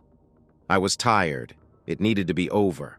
Maybe if I went to counseling with her instead of fighting it, she would finally understand and let us move on. Think she'll come? She nodded. I'm almost positive she'll see it as a chance to finally state her case and get you back. I'm warning you now, though, it could be pretty painful. Set it up, I told her. I've been in pain since I found out. I'm pretty sure a little more won't kill me. The sad part was, I knew she still really loved me. I knew because I listened in on her phone conversations for the next few weeks before I allowed Johnny to remove the taps. The first days after we split were mostly her calling me. The messages I didn't listen to on my phone. I got to hear them anyway. Most were tearful entreaties for me to talk to her to let her explain. After about the first 50, it was down to one sentence. Please talk to me, Jess. Please. The conversations with her friends were pretty interesting, especially with Cindy. God, we really messed up, didn't we? Cindy said. Yes, we did. I don't know what I was thinking, Cindy. Why did I do it? Becky replied. Cindy actually giggled. You did it because it was fun. You're a classic cake eater, honey, thinking you could have both and he'd never find out. I never thought he'd find out either. I'm sorry Alan found out, but I knew he'd never tell. He needed Jesus too badly. Hell, we all need him. You know, he's trying to get out of the partnership, don't you? Says if we do it in our private life, wonder what he was up to in the business. We've got to get to him. Get him back on board. We've got to fix this, Beck. The question is how? I see a long period of butt-kissing in our future, Becky sobbed quietly. I don't think there's enough butt-kissing in the world to fix this one, Cindy. He's really pissed. He left me a folder, pictures, interviews. You'd be amazed how eager some were to throw me under the bus. I can't believe how arrogant we were. Some are friends. We're no better. Most talked to her about strategies to get me in the same room with her, even considering kidnapping. They promised to talk to me, and their reports afterward were entertaining. One woman chewed her out pretty bad. I'm done. He almost took our heads off, and the sad thing is, we deserved it. He asked my husband if I was all right with you having an affair and actually helping you cover it and give alibis. What was I doing when he wasn't around? I'm still kissing butt. Jack is really pissed. I'm pretty sure you're toast, Beck. I know we are. I wouldn't ask any more of us to talk to him. Sorry, hon. The guy actually called her 3 times. She hung up on him the first time, but the next 2, right before I turned the taps off, were enlightening. Don't hang up, Becky. We're in serious trouble here. We need to talk. Our jobs are in the balance. You think I give a damn about the job, Greg? The worst thing I ever did in my life was go to work for you. I could hear the irritation in his voice. Come off the high horse, girl. You practically begged for this job. And it might have been my idea to fool around, but you didn't hesitate once the subject came up. Speaking of that, want to get together? He's not coming back, and you know it. The look in his eyes that night scared the hell out of me. We could comfort each other. He'd never know. She exploded. That's what we thought the first time. Remember how that worked out? And if he's that pissed now, what do you think he'd do if he found out? No means no, Greg. Never again. Calm down. It was just a thought. I have to go in front of the board of directors next week. Word of our little escapade has gotten back to them. You'll probably get a call too. We need to decide how to spin this. She actually laughed. Spin this? If they ask, I'm going to tell them the truth. We had an affair. We both share the blame. I will tell them that it's over and I'll never do it again. If they let me stay, I doubt they will. He tried one more time. They'll fire me, Becky. Whether they do you or not, this type of work is all I've ever done. If I get let go and word gets out why, I'll probably never work in this business again. She softened a bit. I'm not throwing you under the bus here. It was both our fault, but I have to tell the truth. If I don't and Jace finds out, I really will be tossed. I'm actually fond of you, Greg, but you're not worth my marriage. Well, she seemed sincere. I called their direct boss and arranged a meeting. He showed up with his lawyer, scared to death that I was going to sue them. That kind of publicity in this economy would seriously compromise their fundraising abilities, and they had a very strict moral code, an absolute necessity for their company. They could lose contracts, and it would be very hard to attract new charities. Up until now, they'd had a really good record. I played the tape for them.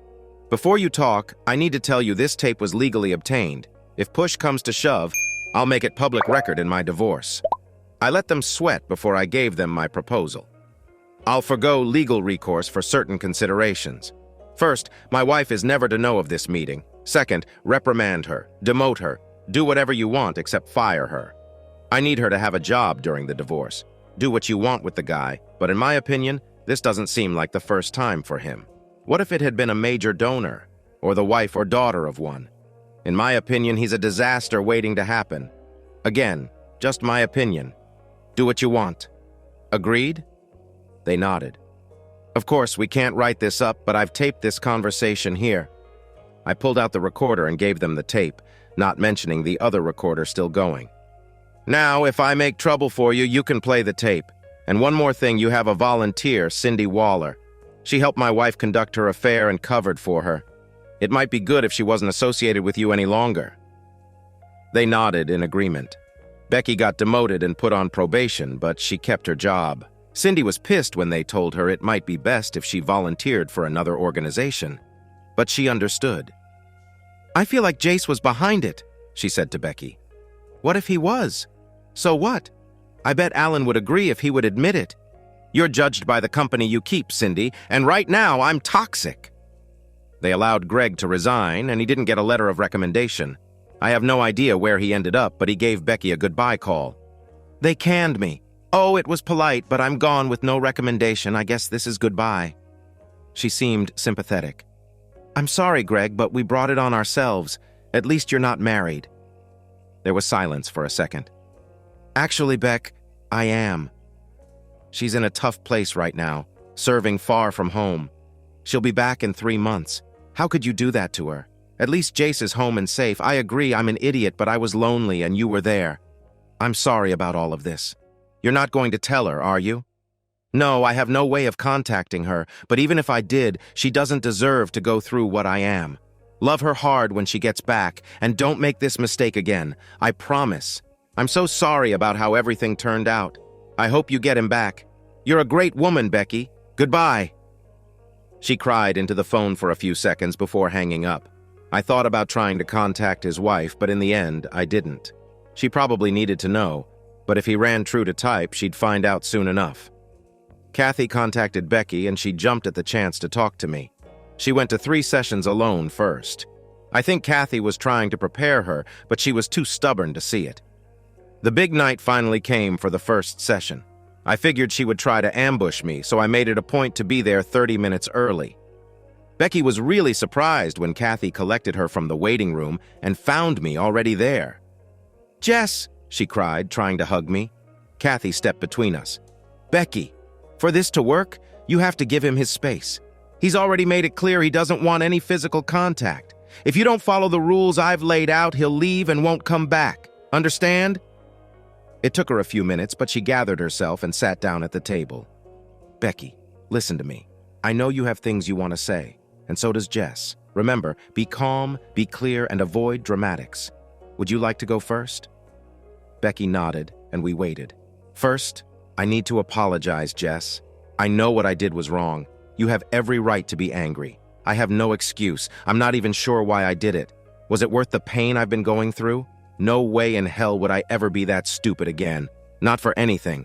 But Kathy has explained to me that being sorry and apologizing won't change a thing if you can't forgive me. I know I screwed up and destroyed a good marriage. What I need to do now is convince you to give me another chance. Will you promise to talk to me? If after we finish these sessions and you still can't forgive me, I'll walk away and not fight the divorce? I looked between her and Kathy. I could see Kathy's hand in this. Maybe those individual sessions had helped after all. I spoke, and Becky was obviously waiting for me to say something. I know that speech took a lot out of you, Beck. I've been thinking about it for the last few days. We've known 5 couples over the years who split up over cheating, who went to counseling to try to save their marriage. How many made it? I checked one, Gary and Sherry, and they don't cuddle in public. The little touches they used to give each other all the time are gone. It's been 2 years, and they're still not back yet. Could you live like that? Knowing I'd always suspect you if you were gone, even for an hour or two. If I automatically tried to verify everything you told me. Snooped in your purse, checked your computer and cell phone on a regular basis. I couldn't. She was flinching at my words like each was a physical blow, but kept a determined look on her face. If I got to cuddle with you every night in bed, I could. I'd do anything and everything I could to reassure you, to show you I've changed and you can trust me again. I threw up my hands. Oh, there it is. Another of the magic words, trust. Exactly how would you get me to trust you again? You went out when we were dating, lying about it when we hadn't even made a commitment yet. I should have seen it then. Now, years later, after being together for all this time, planning a family, a future, you do it again. Were you lonely this time too? Bored because I was out trying to build a business and a better future for us, and didn't have time to go to dance clubs or out on the town? I was finally letting go of some of the poison, and it felt good. Becky was looking horrified. Kathy stepped in. Our time is up. I want you to do some homework for me before our next meeting. Becky, I want you to think about what Jess said. Tell him in detail how you plan to get him to trust you. Jess, I need you to think about it too. Do you think you can get over your rage and try to rebuild a relationship with Becky? Be honest and clear. That's all. Until next week. Jess, could I see you for just a second before you leave? Good night, Becky. We stood and watched as she went to her car, sitting there for 5 minutes before pulling out. Kathy looked at me. You're absolutely never taking her back, are you? No, I said sadly. She sighed. I didn't think so. We need to refocus the sessions. Get her used to the idea, let her down slowly. If you have any love left for her, break it to her gently. Gently didn't work. We tried, Kathy and I, but Becky just refused to give up. I tried every way I could think of, and some from Kathy, but I never got her to understand. In the end, I just stopped it. You broke your most solemn vow, Becky. You made it look easy. Even now, I know you regret what came of it, but deep down, I get the feeling you can't see what you did as seriously as I do. I considered it life-altering. You liken it to spending too much money or wrecking the car, something along those lines. Didn't you feel anything when you did it? She didn't give me a direct answer, as usual. Talk about feelings. You're the one who turned to stone. Give me one more chance, please. How can you sit there with no emotion while I fall to pieces? You still don't get it, do you? There's plenty of emotion inside me. It's emotion, not intelligence, that makes us human. All animals think at some level, but who besides humans feel love, hate, desire? Not any other species. I've just gotten better at controlling them. I let her talk for another 30 minutes before raising my hand. It's over, Beck. Accept it and move on. Understand? I still love you, but it isn't enough anymore. The divorce is final in 4 weeks. It's best for both of us. You're still a young, beautiful woman. You'll find someone else. When you do, if you ever get tempted, think of us. You deserve the best. I walked out, my heart breaking again as I heard her wail. Kathy called me 2 days later. I just finished a session with Becky. You know, I can't tell you what we talked about, but she still thinks she can win you back. Watch for her. I know she'll be around, and I'm worried.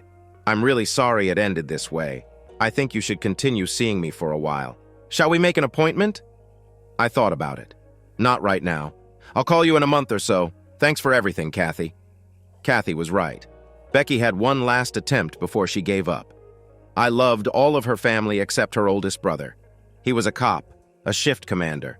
He was also arrogant and a bully. We tolerated each other barely. He'd started pulling me over regularly just to mess with me and demand I forgive his sister.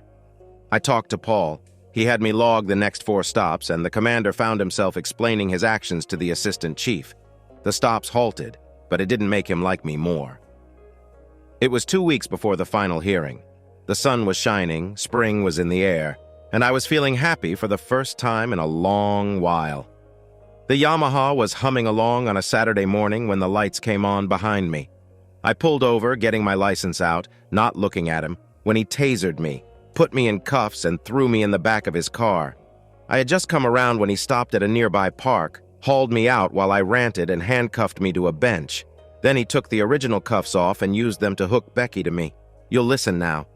I'll be back in 45 minutes and I better see smiling faces. Becky babbled while I tried to clear my head, apologizing for what was happening. Can we talk now, baby? I looked at her, trying to find the woman I'd married in her eyes. She wasn't there. Like I have a choice, I said, smiling. Just hand me my phone. I had someone waiting on me.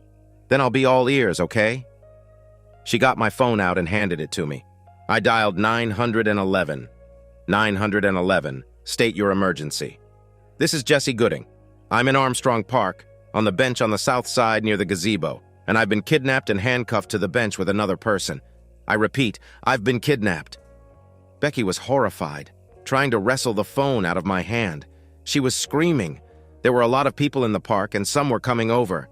Sir, a car has been dispatched. Do you know your abductor?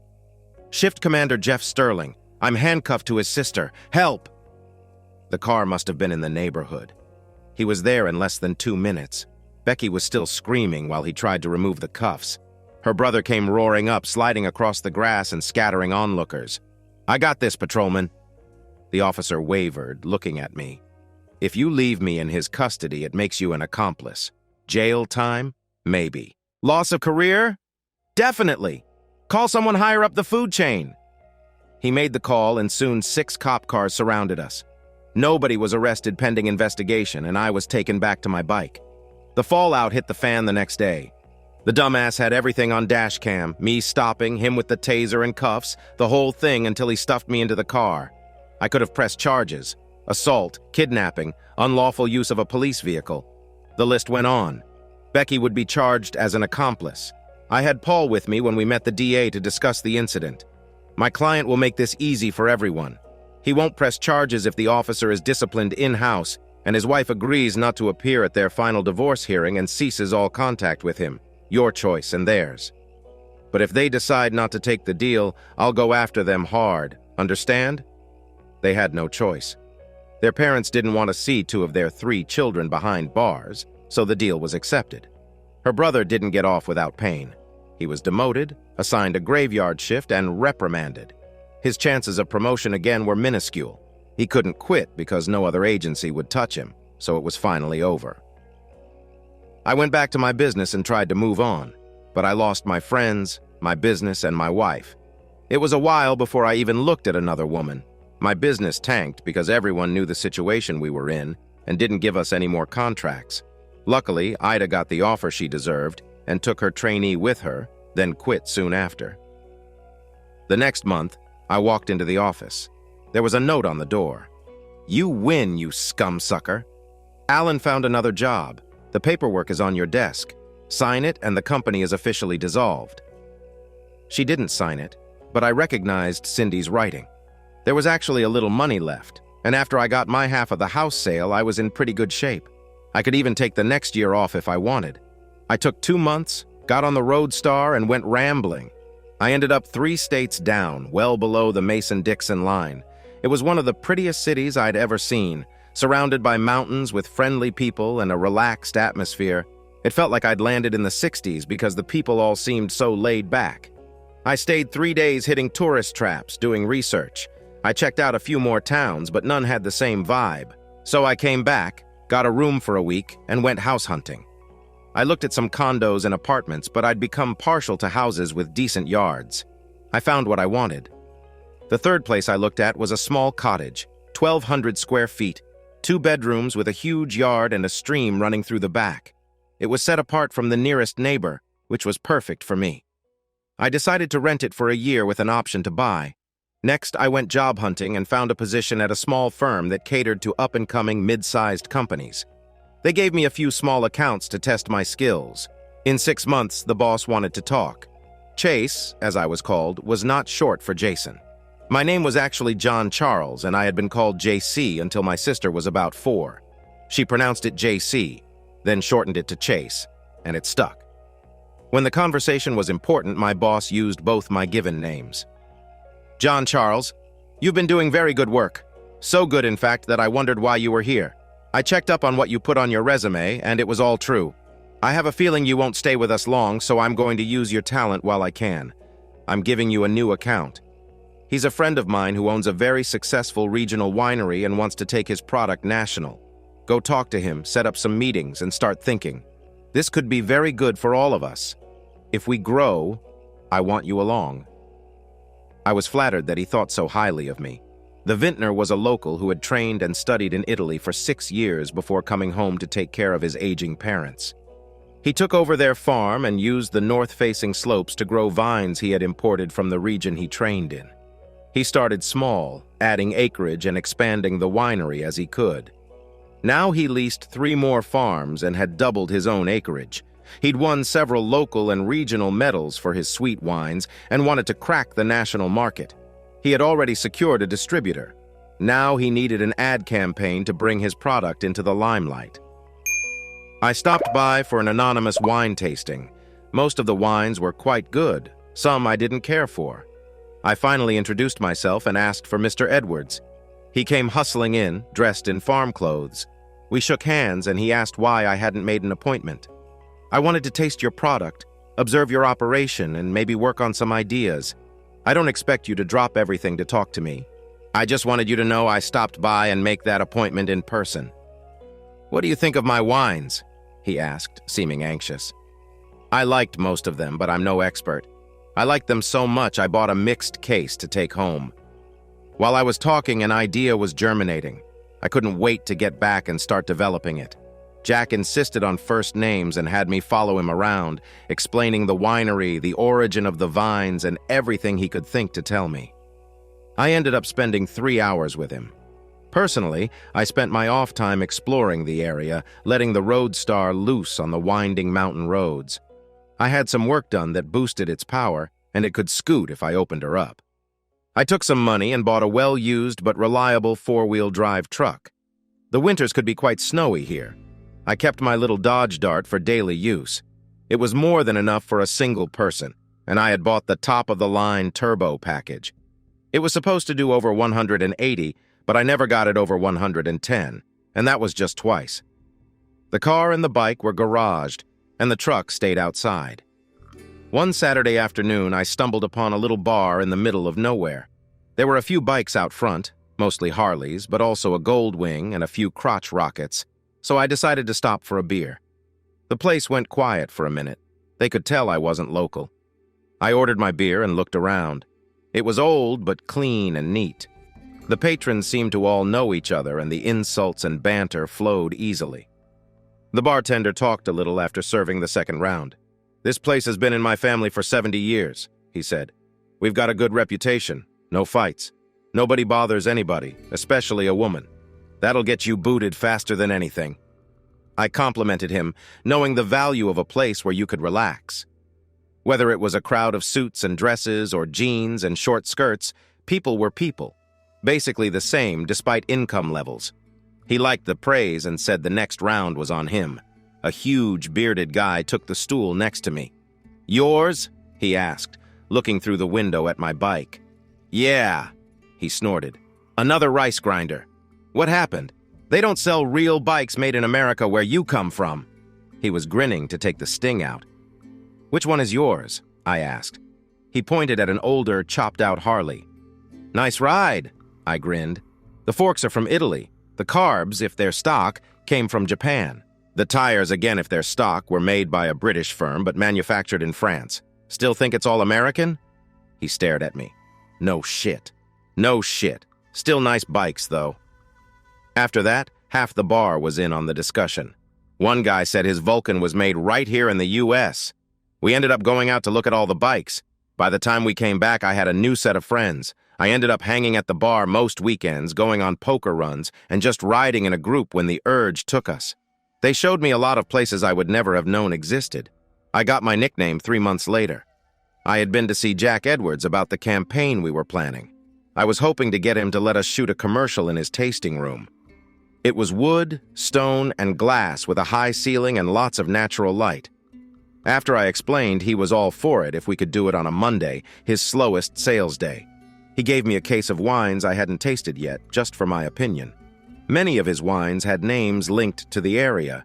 No Race Red was named after the old grist mill on the edge of his property. Yankee Orchard was named for a friend's apple orchard. The friend, a transplanted New Yorker, specialized in rare and new varieties. Juice from his Pink Lady apples was mixed with a medium white wine, creating a smooth taste like fresh apples with just a hint of grape. It had been a long day, and I needed to unwind. I had to pass the bar on the way home anyway. Forgetting how I was dressed, I walked in. There was silence for a moment, then laughter and ribbing started. "Where you been? A funeral?" laughed Fat Bob, the first guy I talked to when I found the place. We had become pretty good friends to the point I sometimes loaned him my truck if his bike was down and he needed to haul it to the shop. I was about to explain when another voice rang out. "Who's the 3 or 4?" I didn't even need to turn around. It was Amanda Patterson, known in the bar as Baby Doll because she had just turned 20 and was barely 5 feet tall. She was cute, a redhead with a hair-trigger temper and a mouth that could make drill instructors blush. She was sort of a mascot, and nobody hit on her unless she wanted it, which was rare. "Hi, Amanda. I got all dressed up to ask for your hand in marriage." I got down on one knee while the bar roared. She turned red and her temper flared. Her opinion of love and marriage was well known. I was sure there was some history there. Plus, she hated being called Amanda. "That ain't funny, you whore. And what the hell are you dickheads laughing at? Don't make me go to your bums." That made them laugh harder. I refused to take that as a no, more of an "I'll think about it." "Do I need to wear the suit until you decide to make an honest man out of me?" She pushed me backwards and stomped off to the kitchen. Fat Bob helped me up. "I wouldn't order anything tonight. She'll probably spit on it, or worse." Amanda helped out in the kitchen on the weekends for tips and meals. I found out from Ellen, one of the bartenders, that she'd had a rough life. She was broke and living in a women's shelter during the week, sleeping at the bar on a cot in the back room on the weekends. It wasn't exactly legal, but who was going to tell? "She's a good kid, down on her luck. We'd hire her full-time if we could afford it," Ellen said. I asked how she ate during the week and why she didn't have a job. "Soup kitchens, I suppose. I never really asked. I think she has a juvie record, hasn't finished high school, and has no transportation. That makes her job prospects pretty slim." Amanda was there almost every night, not leaving until she had to go back to ensure she had a bed for the night. I don't know why I did it. Maybe I wanted to feel connected to another human being or give her hope.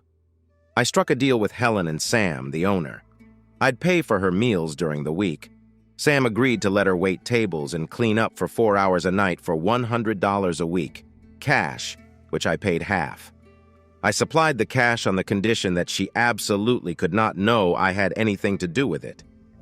"Here," I said, giving Ellen $200. "Take her shopping. She needs new clothes. Tell her she can pay you back out of her wages, $20 a week." Ellen said it was the first time she'd ever seen Amanda cry. Not extravagant, she bought new underwear, 3 pairs of the cheapest jeans she could find, 4 plain t-shirts, and 2 pairs of marked-down sneakers. That was it. I thought about how Becky would pay more for a pair of shoes she didn't even like that much. Wear them 3 or 4 times and get rid of them. Becky probably spent more than Amanda made in a month on makeup and accessories alone. Amanda didn't come out of the kitchen the rest of the night. Helen later said she thought Amanda might have cried a little, blaming it on chopping onions. I felt bad, hoping I hadn't hurt her feelings too much. So I got the nickname Suit, which everybody thought was pretty funny. I actually made it a point to stop in with my work clothes on from time to time. Every time I'd wear one, I'd ask Amanda if she'd changed her mind. She still cussed me every time, but now she smiled. The whole bar petted her. I never really thought about how she felt about anything until one night when a new guy was hitting on her. She fought him off with a smile, but he was getting worse. When she bent over at the next table to pick up the empties, he pinched her on the bum. I sighed and was almost there without even thinking. She screamed, turned, and dumped a half-full draft in his face. He pulled back to slap her. I grabbed his arm and yanked him off the chair. Sam and Fat Boy got there in time to keep me from hitting him. Amanda slapped him hard. "Don't ever touch me again, asshole. Next time, my fiancé won't be held off." She blushed when she realized what she said and ran into the kitchen. She came out later, thanking me for my help. I grinned. Couldn't have my future bride hurt now, could I? I know you didn't mean it, but it might be wise to let the jerks that hit on you know you're claimed. Think about it. She surprised the whole bar by kissing my cheek. After the whistles and yells died down, she told them she'd kick their asses if they laughed at her and her boyfriend again. This really set them off, and she fled back into the kitchen. 3 weeks later, there was a poker run that I signed up for. We met at the bar, and they opened up the kitchen for breakfast. After we'd eaten and were lining up, I felt a tug on my sleeve. Baby doll looked embarrassed but determined. "Can I ride with you?" "Why not? Sure, if you have a helmet." She held up one. Fat Boy loaned it to me. She was in jeans and a tee. It was going to be cool this time of morning. "Go get your jacket. It'll be awfully cold if you don't." She hung her head. "I don't have one. Haven't needed it yet." I sighed and she got behind me, keeping her hands down. "Ever been on a bike before?" I asked. She nodded. "Then you know you have to hold on. Come on, I won't hurt you. It won't be safe unless you do." Everybody knew she hated being touched. She reluctantly put her hands around my waist. I started out slow until she relaxed. After a mile, I swung into a Walmart parking lot. "Why are we here?" she asked. "To get you a jacket. I can feel your shivers through my coat.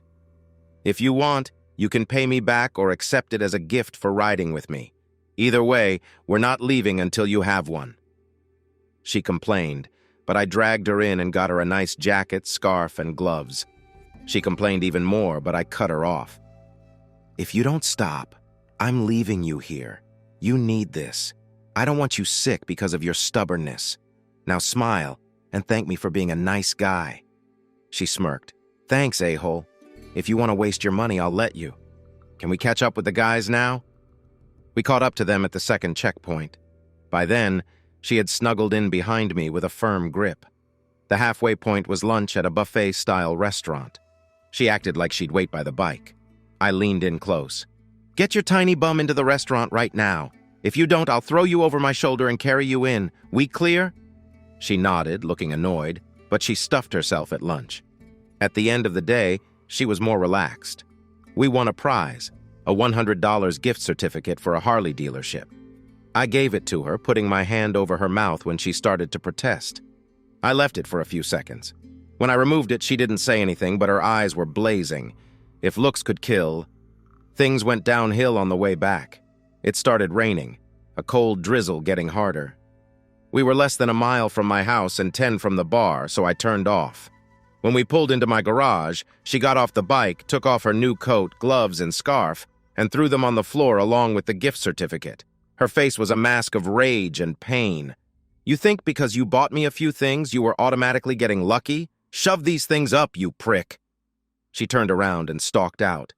It took me a minute to recover and calm down. Then I got into my car and went looking for her. She'd set a fast pace and had gone almost a quarter of a mile. It was raining hard by then. I pulled over just past her. "Get in the car, Amanda." "Go to hell," she said, trying to walk past. I grabbed her arm. "You have a choice. You can get in the car and I'll drive you back to the bar, or you can refuse and I'll throw you in the car after I paddle that stubborn behind until you see reason. Your choice." She tried to push past me. "You wouldn't dare! Suits don't do stuff like this." I was twice her size and pretty pissed. I had her face down on the hood in 3 seconds. My first smack landed right between her cheeks. She screamed, more from surprise than pain. I landed 2 more before she started begging me to stop. "I'll get in the car. I'll be good, I promise. Please, no more." By now, I had calmed down and felt a little ashamed. I let go of her and opened the passenger door. She slid in without hesitation. We had gone a mile when she started to talk. I held up my hand. "Not a word, or I'll pull over and finish what I started. Then I'll leave you where you are. Understand?" She nodded, wide-eyed. I pulled into the parking lot, reached over, and threw her door open. "Out, now." She got out. I slammed the door, pulled onto the highway, and turned the turbo loose, shredding tires. I didn't go back for 3 weeks, waiting until after she had to leave before I walked in, giving Helen the coat, scarf, and gloves. "Here, they're for Amanda. She can wear them, burn them, or stick them up her bum. I don't really care." Helen and Sam looked at me in shock. Then Helen grinned and slapped me. "What the hell was that for?" I asked, rubbing my cheek. "That's for making us put up with a screaming witch for 3 weeks. We wondered what happened when you dropped out. Then Baby Doll came in, went straight into the back, and started crying. She cried for 3 days before I got it out of her. She's had a miserable life so far, abused and abandoned at 15, foster homes until she was 18, and then she was out on the streets. She hooked up with a jerk who tried to turn her out. Take it easy on her, Suit. She doesn't know how to handle someone kind and decent. It's a foreign concept to her. She thinks if someone is nice to her, they want something, usually something she doesn't want to give." Helen stopped grinning. "She runs to the door every time she hears a bike, hoping it's you. She'd fry in hell before she'd admit it, but she has a huge crush on you. It's gone from whining to whimpering. Give the girl a break. Show up while she's here. Give her a kind word before she tears every head in the bar off." I went to the bar the next night, driving the Dart and wearing a suit. "Amanda, get your skinny bum out here." She peeked out of the kitchen, fear on her face. I gentled my tone. "Come on, Baby Doll. I just want to talk." She sidled into the bar, looking like she was ready to run any second. I'd already talked to Sam and Helen, so they knew what I was going to do. "Sam, tell her she's fired." Her face went pale, and Helen laughed. "Just for tonight, hun. You still have your job." "That's right. You're still employed, just not tonight. Tonight, we're going out. First, I'll take you to a place that serves real food." "Hey," said Sam and Helen together, but they were smiling. Let me rephrase that. Somewhere where burgers and fries aren't considered a full meal. Then I thought we'd see a movie, one of those tear-jerkers little girls like you love, get cleaned up while I drink a beer. People were laughing and she was red. She unconsciously rubbed her jeans. "Jess, I'm not really dressed for this," Amanda said. "You have 10 minutes, Amanda, or we repeat what happened the night it rained. Clear?" She squealed and shot into the back room. I looked at Helen. "Go back there and use some of your makeup to help her feel pretty. Calm her down. It's just dinner and a movie." Helen gave me a huge kiss, surprising everyone. When Amanda came out, her cheeks were glowing. Helen had helped her with her hair and put a little lipstick on her. She looked great. I put her hand under my arm and opened the door for her while the gang grinned. They watched from the door as I opened the car door and buckled her in. I could hear faint cheers as I drove away. "Anywhere special you'd like to eat?" I asked as we sped along. I couldn't help driving fast. She had hardly spoken. "Anywhere is fine," she said, looking out the window. I pulled over into a parking lot. "Look at me, Amanda." She turned her head. "When I ask you a question, I expect a straight answer. Now again, where would you like to eat? Would you like to try something new, Italian, Thai, anything at all?" She looked down and in a voice so small I almost didn't hear her said, "I've always wanted to try lobster, but you don't have to spend that much money." I took her to Red Lobster and got her a plate with lobster in 3 different styles. She was tentative at first, but gained confidence as she ate. She even tried to get me to take a bite once. "Sorry, Amanda, I don't like lobster." "Then why did we come here?" she asked, confused. "Because you wanted to try lobster. Besides, I've enjoyed the shrimp." That made her happy, and she had no trouble sampling my shrimp when I offered. After dinner, we went to the movies. There were 8 choices, and I let her pick. I didn't think she was a horror fan, but apparently the gorier, the better for her. After the movie, we went to an ice cream parlor, and she got a large banana split with 2 spoons. For a tiny thing, she sure ate a lot. Everything was perfect until we passed a bank with the time and temperature flashing. "Oh shit, oh shit. What, Baby Doll? Oh shit. I've stayed out too late to sleep in the homeless shelter. I guess you'll have to take me back to the bar." "All right," I said, driving her straight to my house. She sat frozen while I turned off the car and closed the garage door. "Amanda, listen to me very carefully. I have 2 bedrooms. One of them will be yours for the night, and it has a lock. You can sleep in a comfortable bed, take a nice shower. I'll even throw in breakfast. No strings attached, nothing owed, nothing expected. Up to you. I'm going inside now. If you don't trust me, lock the doors and recline the seat and I'll wake you in the morning." It was 30 minutes before she came in. "Where's the bedroom?" I showed it to her, showed her where the towels were, gave her a shirt to sleep in, and went to bed laughing quietly as I locked my own door. She must sleep like a rock because I had showered, dressed, and had breakfast done before I knocked on her door. Time to get up, sleepyhead. Breakfast is ready. I poured coffee, plated the ham and cheese omelet, placed the toast on the table, and waited. I had just about given up when she stumbled into the kitchen, still in my t-shirt. It hung to her knees. She looked 11. Being slow to wake didn't hurt her appetite, and she cleaned her plate. We stacked the dishes into the sink, and I picked up my travel mug. "Where do you want me to drop you?" She looked surprised. "I don't know. I usually hang out at the library until it's time to go to work, but it'll be 2 hours before it's open. I guess you can drop me by the park." I didn't like that idea. "No way. I want you there, especially that early. I tell you what, hang out here. I'll take the truck to work and I'll meet you after I get off. You can take the dart to the bar, scratch it, and you better run for your life. Understand?" Her eyes were huge. "You trust me that much?" I grinned. "You're going to steal from me?"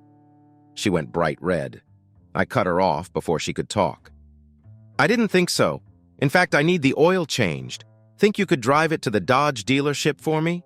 It's already paid for, so you don't have to worry about that. I'll call when they open. Will you do it?" "If they can work me in," she said, just nodding her head. I surprised her by kissing her cheek and backing up before she could react. "Thanks, honey. I'll call as soon as I find out. Watch television. Eat anything you like. I'll see you later." She was rubbing the cheek I kissed as I walked out. Everybody at work remarked on my good mood. A secretary asked me if I'd gotten laid. She said it kind of snippy. She'd made a run at me right after I'd started working there, and I turned her down. She was in her middle 30s, a little older than me. I finished pouring my coffee before I turned to her.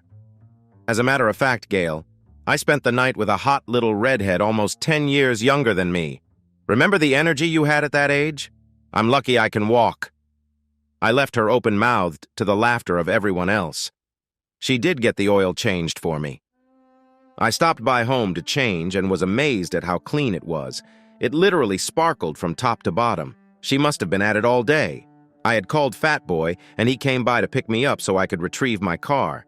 He was grinning ear to ear. "What?" I asked. "You and baby doll, is she as hot in bed as she looks?" I looked at him and grinned. "You're a dirty old man, you know that? All she got last night was a bed alone." "If you say so," he said, still grinning. I wasn't prepared for what happened when we got there. She ran to me, jumping up so I had to catch her and giving me a big kiss. Electricity shot through me so hard I fought the urge to look at my shoes to see if the soles were blown out. The bar held. "Shut up!" she yelled. "This is how a woman is supposed to greet her man." I was surprised at the display of emotion. She spent every minute she could close to me, to the point Sam told her if she didn't get to work, he was going to fire her. When I got ready to leave, she asked if I'd stay a bit longer and drive her back to the shelter. How could I refuse? I warmed the car and waited. She came out with a big backpack that I had to put in the trunk. "What's in here?" I asked. "Everything I own," she said, sliding into the passenger seat. "There's no place safe for me to store it at the shelter. Somebody would steal it in a blink." I thought about what a sad way that was to live as I drove. When I missed the turn to the shelter, she questioned it. "If I don't get there soon, I won't have anywhere to sleep," she said, sounding worried. "You're not sleeping there tonight. You've got a room at my house.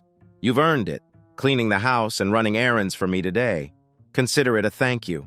She started to protest, but then thought better of it and turned the radio to a station I hated, cranking up the volume. That night, instead of going straight to bed, she took a shower, put on one of my t-shirts, flopped on the couch, grabbed the remote, and started channel surfing. "Hey, I was watching that," I said.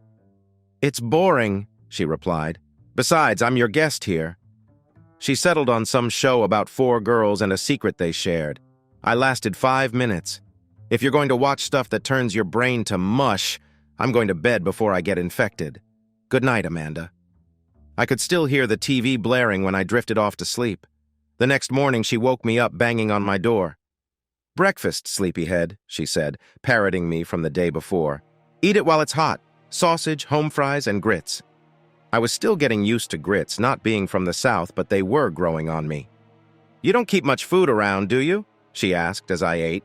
"Single guy, not home much."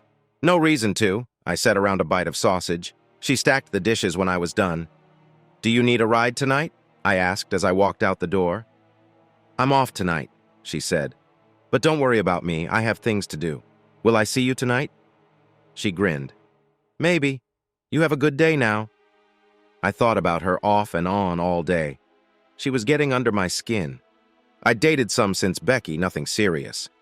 Got laid, not on a regular basis, but enough to keep the edge off. In a moment of reflection, I had to wonder how much my feelings for her were pity and how much was attraction. I ran through the reasons for and against trying to start a relationship with her. She was way too young. I felt like a cradle robber. She was wounded, loud, profane, and irritating beyond words sometimes. We had nothing in common. Her temper had a hair trigger, and many times she acted before she thought. But in the rare times she let her guard down, she was sweet and loving. She was smart and strong, dealing with a miserable fate with all the dignity she could. It occurred to me she'd be a great mother, fierce and protective. The thought of that tiny body, 9 months pregnant, made me smile. And though she didn't know it, she was beautiful. Or would be if she dressed better and learned to use makeup, and the beauty went much deeper than her skin. I wondered where she had gone as I drove home. The thought of her in the shelter depressed me no end. She deserved better. The smell hit me when I walked in the door. I didn't know what it was, but it made my mouth water. She must have heard the door because she came out of the kitchen, hair in a ponytail, wearing an apron. I stood amazed when she went up on her toes to kiss my cheek. Hi, honey. How was work? Was all she got out before she almost collapsed, laughing at the expression on my face. Then she got serious. I made you dinner. Nothing fancy. I'm a good cook, but I haven't had much opportunity to practice lately. It'll be ready in 30 minutes. Sit down. I'll get you a beer. Or would you rather have tea? After we eat, I need to talk to you. There it was, that determined look she had. I knew it had to be serious. Tea would be fine. Anything I can do to help? She seemed to let out a sigh of relief. I got it. Sit. Dinner was great. Roast pork with basil and rosemary, roasted potatoes, asparagus, and homemade bread. Probably the best meal I'd ever eaten. I stuffed myself, then got a little embarrassed. She smiled. I'll take the mass consumption as a compliment. Ready for dessert? She had made a banana pudding, one of the things I learned to love about the South. I was almost comatose when I pushed back from the table. She sent me into the living room while she cleaned up. When she was done, she pulled a chair directly in front of the couch. Did you like supper? Is the house clean enough for you? Baby doll, I've never seen the house cleaner, and dinner was excellent. Where did you learn to cook like that? She looked sad for a minute. Mama wasn't much, but she was a hell of a cook. She taught me a lot before the alcohol got her. I wanted to hug her so badly right then. She shook off her memories and looked me in the eye. I want to make a deal with you, John Charles. I'd like to rent a room from you. I can give you $50 a week, plus I'll cook and clean the house, do the laundry. I'll even mow the yard. I won't get in your way, please. These last couple of nights have made me happier than I've been in a long time. I just can't face going back to the shelter. Please. She looked at me, full of hope. No. Her face collapsed like a balloon losing air, and tears started. I'll get my things. Will you drive me to the shelter? No. You're not going anywhere until I talk. So sit, listen, and don't interrupt. Promise me. Her face was a mixture of fear and hope. She nodded.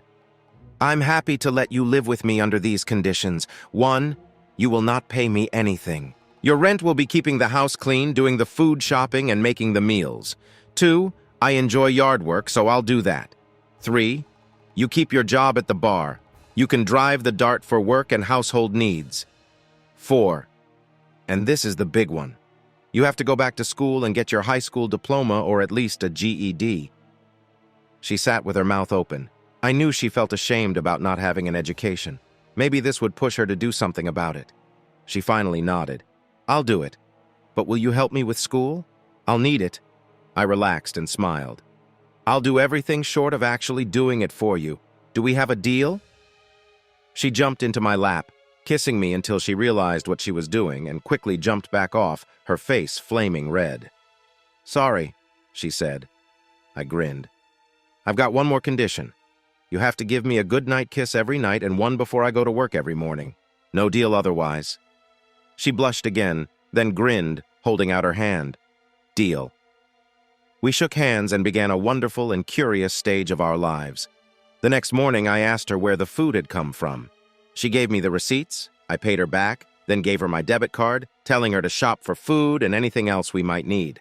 I grinned all the way to work, my cheek tingling from the goodbye kiss. You couldn't have wiped the smile off my face that day with a stick of dynamite. Gail got catty again. Apparently, happiness offended her.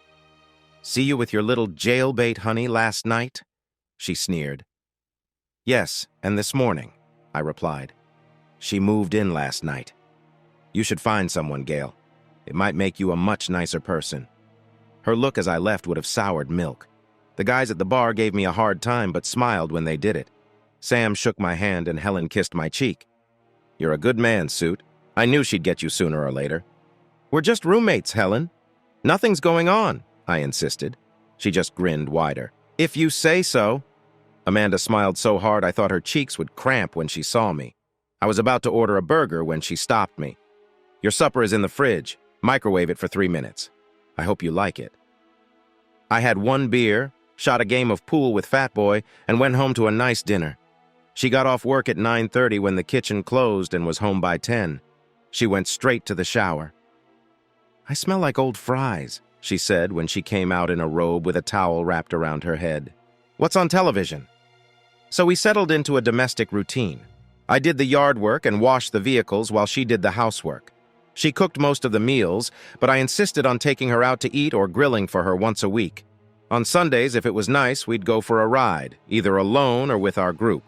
She got a new nickname, Mrs. Suit, which she grumbled about but did so with a grin. Her 21st birthday came, and I surprised her with a party at the bar. She even got presents.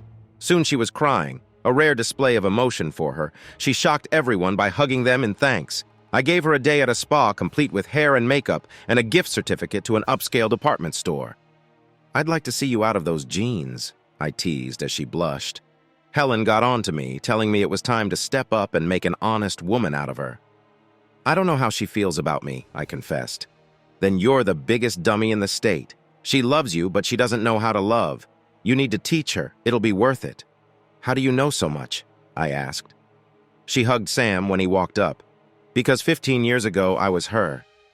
Then I met Sam, and though it took a while, he opened me up and made me understand there were good men in the world. I just hadn't found one until I met him.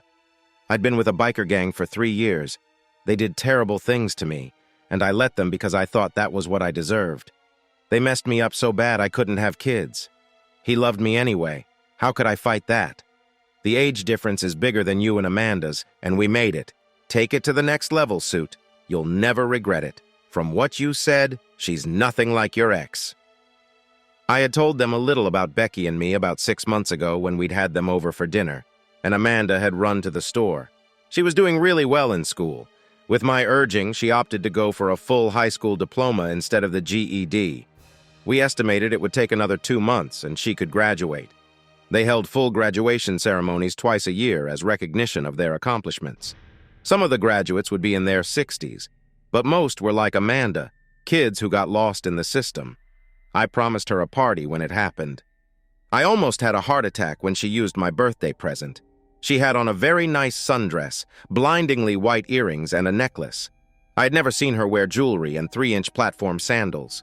Her hair was teased into a wild, flowing style, her thick locks drifting down her back. She was so beautiful it made me ache. "What do you think?" she said, twirling around. "Did you get your money's worth?" I said the first thing that came to mind. "All they did was polish a diamond. Baby, you've always been this beautiful. The man that gets you will be the luckiest on the planet." She stopped midway, her eyes filled with tears, and she bolted to her room. The next week, she came home from school giggling. "What's up?" I asked, glad she was in a good mood. "I got asked out by this really cute guy. We've been talking off and on for a month." I felt like someone had driven a stake through my heart. "Oh," was all I said, turning away. She was on me in a flash. "That's all you have to say? Oh?" I was defensive. What would you like me to say? You're obviously interested. You've been flirting for a month. Why should I stop you? She went into her room, slamming the door. I sighed. That had been happening a lot lately. I was going to have it rehung if she kept this up. I knocked, but she refused to answer. Giving up, I got a beer and wallowed in misery. By my third, I was pondering the mysteries of women before dozing off. I woke when she shook my shoulder gently. What? I tried to focus as she spoke the dreaded words. We need to talk. Instantly, I was alert. Nothing good ever came after those words in my experience. Do you like me? Amanda asked, her eyes unreadable. Yes, I do, I answered honestly. How much? She pressed. I don't know what you want here, Amanda. Clue in a dense guy, I said, feeling confused. She slapped me hard, leaving me rubbing my jaw as she launched into a rant. I guess what I'm asking is if you love me, not just as a friend, but as a man loves a woman, because I've loved you for a long time and you've never noticed. I know I'm younger than you. I'm uneducated, have no social graces. I'm loud, jealous, scared, and that's just the start. I can't take it anymore. It hurts. So if you don't love me, I'm moving out. I stopped her rant with a kiss. Hush now, I said sternly. Are you trying to talk me out of having feelings for you? Because if you are, you're too late. All those things you think you don't have don't matter. You have something much more important. You have my heart. I think she almost fainted when she heard what I said. When she recovered, she was in my lap, kissing and crying until she fell asleep. Did we jump into bed and make passionate love? No. She was still damaged and fragile. So I held her until she cried herself out. I took her to my bed, tucked her in, and then went out on the back deck, looking at the stars and wondering what happens next. I stayed out there for over an hour before coming back inside. She had put on one of my shirts and crawled back into bed. When I lay down, she snuggled into my arms, mumbled something that sounded like "love you," and drifted off again. I held her for a long time, reveling in her presence before I finally dozed off. I woke up alone to the smell of breakfast. She was flitting around the kitchen, getting everything perfect. I startled her when I swept her off her feet, kissing the back of her neck. She stiffened at first, then relaxed and giggled. Let me go, honey, or all you'll have for breakfast is burnt waffles. After breakfast, before she cleared the table, we talked. It was Saturday and we had nowhere to be. She snuggled into my lap. Honey, you know I love you. Please go slow with me. I'm carrying around a lot of baggage. She told me the story of her life between tears and hugs. She'd been happy until she was 10, when her dad died. Her mom was never strong and fell into depression and bad choices, drowning in alcohol. She had a stepfather and several boyfriends who tried to assault her when she was 15. She fought him off and told the school. They took her away from her mother, and she spent the next 3 years in foster care and juvenile hall. She had stolen a car, desperate to see her little sister, who was 9 years younger. It was the first time I knew she had a sister. When she turned 18, the system turned her loose. She ended up with a guy out of desperation. She gave him her virginity, and it was borderline assault every time they were intimate. Then he tried to get her to hook for money. She ran away and ended up here. My heart ached for her. I want you so badly, Jace, but I freeze up. Help me. So I did. I even got her a therapist. 4 months later, it happened. We had been getting closer, touching, talking. She got comfortable enough to walk around in tiny little panties and a tank top and wear slinky little gowns to our bed, which she hadn't left since the first time I put her there. Amanda didn't like alcohol, but she had developed a fondness for wine from our client. After half a bottle one night, the floodgates opened. I still took it slow. The first time we made love was slow and tender that night. The next morning, she woke me up. Pick, I said, standing in front of the engagement rings. Really? She said, tears already flowing. Really, I said, dropping to one knee. Now you know why I wore the suit. Marry me. After she sobbed out a yes and calmed down, I think she tried on every ring in the store within the price range I could afford. She finally settled on a simple stone and band. Not the most expensive, but the one she wanted. When we walked into the bar, an instant party erupted. The women immediately huddled, leaving the men standing. What are they doing? I asked. The men laughed. Planning a wedding, you idiot. The best advice any of us could give you is to agree to everything she wants if you can afford it, and stay as far away from them as you can. She wanted a church wedding. We found one close by, but part of the deal was we had to attend services for at least 6 weeks before the wedding. It turned out to be a very good thing. The Reverend was a pretty smart old guy, and he insisted on a few counseling sessions first. The disaster that was my first marriage came out, along with all the stuff that happened to her. She cried for me, looked me in the eye, and said she would never do that to me. I believed her. We ended up being members, not going every week, but pretty often. I accused her of using it as an excuse to buy more dresses. She hardly ever wore anything else except when she worked. She wanted to keep her job so she'd have money of her own. "The first time you say I don't look good in dresses, I'll stop wearing them," she said, smirking. Now she has so many she rotates, putting the off-season ones in the other bedroom. I can still shut my eyes and see Amanda walking down the aisle. The ivory lace and silk dress hugged her like a second skin, highlighting her shape. Her thick mane of hair fell down her back, shining in the light. Helen stood in as mother of the bride. Sam gave her away. Fat Boy was my best man. Everyone from my job was there except Gail, and almost everyone from the bar attended. They escorted our limo to the airport on their bikes. Mom was there. She fell hard for Amanda. She had always wanted a daughter. Amanda warmed up more slowly, but as we were leaving, she leaned in and whispered something that brought fresh tears to her eyes. On the way to the airport, I asked her about it. She replied, "I said, 'Thank you, Mom, for sharing your son. I'll return the favor with your grandchildren.'" It seemed to make her happy. Then she distracted me by showing me hints of her wedding lingerie. We honeymooned in Belize because I had been to Cancun on my first honeymoon, and I didn't want overlapping memories. It was the first trip out of the country for Amanda. In fact, it was her first trip anywhere. We had a blast. We hit the beaches, and she stayed under the umbrella a lot because her fair skin didn't like the hot sun.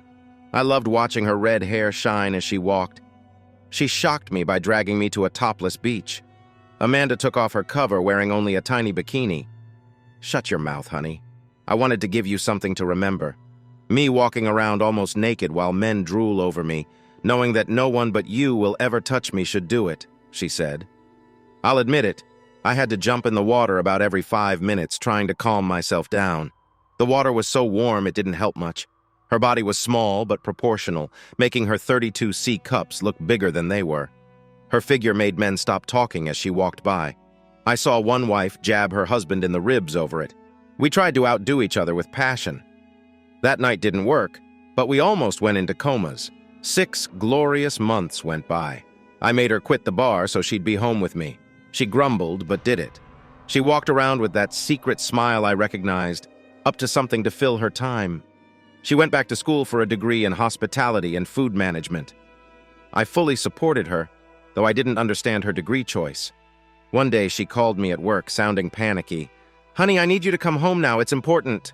I left immediately. She was pacing back and forth, obviously agitated. She rushed into my arms. I was starting to get a bad feeling. I knew it was bad when she started out with, "Honey, do you love me?" "Do I have to even answer that?" I said. She relaxed, took my hand. "I've got something to tell you and something to ask you. Hear me out, please, before you say anything." She had been looking for her sister for a few weeks, wanting to connect. Her sister was 12 now, and she hadn't seen her since she was 4. It weighed on her, thinking about how good her life was now and remembering her experience with foster care. First, I found my sister. She doesn't even remember me. That was pretty hard. She looks a lot like Dad. "That's great, honey. I'm sure she'll warm up after she gets to know you. Is she in a good home? Adopted? Details, honey. I'd like to meet my little sister-in-law." I was excited, knowing how much she had wanted this. A tear trickled down Amanda's cheek. "No," she said sadly. "She wasn't adopted, and she was in a bad place when I found her. It was so bad they had to remove her and the others from the home." "Where is she now? You haven't lost her again, have you?" I asked. She hugged me. "No, she's really close." She took my hand, holding tightly. "She's in the spare bedroom." After I collected my thoughts, I had Amanda bring her out. She was only 12, but already taller than Amanda. Her hair was black, her nose a bit broader, but other than that, they had identical features. Same mouth, same elegant neck, same expressive hands. She introduced us. I went to hug her, but she backed up, so I held out my hand. "It's nice to finally meet you, Celeste. Amanda talks about you often. Then where the hell has she been while I was living in that dump? Why hasn't she come looking for me before now? I could have been here years ago. The sheer anger in her voice shook me. Amanda stepped in. I'm here now, honey. I came for you as soon as I was able to. 4 years ago, I couldn't take care of myself. There was no way I could give an 8-year-old what she needed. I had to grow up first. I'm sorry if you're angry. Let's see if we can make it up to you. Celeste was on a roll. Oh, that's just great. Now I get to live with the Cleavers, wear frilly dresses, and giggle over boys. Newsflash. I know all about boys. Why do you think they closed the home down? Guys want one thing, and it's right here. She grabbed her crotch. Just as soon as you're out the door, hubby here will try to make me his little toy. Let's get this over with. Give me some cash and turn me loose, and I'm yours for the night. Deal? Amanda was shocked into silence. I was furious. Maybe we'll just give you a warm bed for the night and send you on your way tomorrow. If what you had is better than what we're offering, go for it. Come to think about it, I haven't offered you a thing. I'll tell you this. If we talk it over and decide we want you with us, you'll keep a civil tongue in your head and not give us any trouble. The most important thing in my life is my wife, and I will not have her hurt or suffer because you had a hard life. Hers hasn't been sweetness and light either. Listen to her story sometime. See if you have any empathy. Are we clear here? She paled and backed away from me, but just as soon as I stopped, she got her bravado back. I don't need a father figure. I don't need a sister or a mother. I don't need a damn thing from either of you. Clear enough? I turned to Amanda, hugging her. She started crying. I stroked her hair. I'm sorry, honey. I know how bad you wanted this. It seems you may be too late. It's not your fault. You hear me? It is not your fault. Maybe she'll eventually grow up and realize that... I stepped back and looked at both of them. I'm going to start the grill. You two talk. See if you can come to terms. Celeste, you're here for at least the night. I expect you to be civil and stop cussing. They talked while I set the grill up and cooked. I left the curtain open just in case I could hear the yelling. Seeing Amanda cry broke my heart. Then Amanda said something that caused Celeste to cry, and they started hugging. Maybe there was hope after all. Dinner was quiet, but there were no outbursts. Celeste ate 2 steaks and 2 huge baked potatoes. She even helped Amanda wash the dishes. They told me they were going out for about an hour to pick up some clothes for Celeste. While they were gone, I thought about how society treats children like unwanted baggage. When they returned, Celeste was actually giggling. She even said goodnight to us after modeling her new pajamas, complete with feet. Amanda and I talked in bed after Celeste fell asleep. Can we keep her? At least for a while? I'll be responsible for her. You won't even notice she's here, Amanda asked. I chuckled dryly. I doubt that. All right, she can stay temporarily, but she has to behave. Thank you, honey. I knew I could count on you. The state was happy to give Amanda custody. She was in a stable marriage, lived in a good neighborhood, and had references from Sam, Helen, and half the bar. Plus, the state wouldn't have to pay anything. It threw them for a loop when I asked where Celeste's Social Security money was. No one had filed for it. I got a lawyer and he did the paperwork. When it was settled, they had to give all the money she was due for the last 8 years to us as her guardians. Celeste also got $700 a month until she turned 18. We put it into a college fund. She could access it at 18 if she went to school. If she didn't, she'd get the full amount when she was 21. It would almost be enough to pay for 4 years if she was careful. Celeste wasn't as grateful as we had hoped. She complained she should get it sooner to buy a car. That's almost 4 years away. Let's see what happens between now and then, I said. I ended up being the bad guy to make it easier on Amanda. Celeste resented it, but knew better than to play us off each other. The first time she tried, she got grounded for a month. She was behind in school, mostly from not paying attention. She refused my help at first, but Amanda kind of forced her, giving her rewards for good grades. So she started listening. During this time, I was doing really well at my job. The campaign for the winemaker was a roaring success and led to bigger things. My boss was scared to death I was going to leave. He knew I'd had offers, so he struck a deal with me. I could buy into the company and he'd match every percent. I bought up to 7. At the current valuation, I could afford about 1% a year. In 7 years, I'd have 14% of the company. Amanda and I talked it over and decided to do it. I liked it here. So did Amanda. Celeste ran away twice. The first time she was gone for days before they found her at a bus station and brought her back. Amanda cried the whole time she was gone.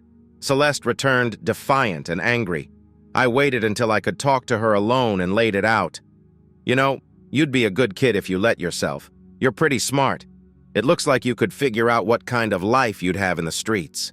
A drugged, disease-riddled prostitute, most likely old before your time and dead before 30. Is that what you want? Here it is, plain and simple. If you run again, you won't come back. In 3 more years, you'll be 16. I'll pay your court costs for emancipation, give you your Social Security money, and wish you a nice life. But my wife has just about shed her last tear over you.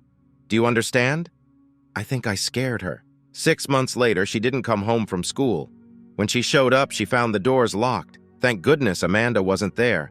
I opened the door and talked through the screen. I've already boxed your stuff. You can come in and wait for DHS. I've already called them.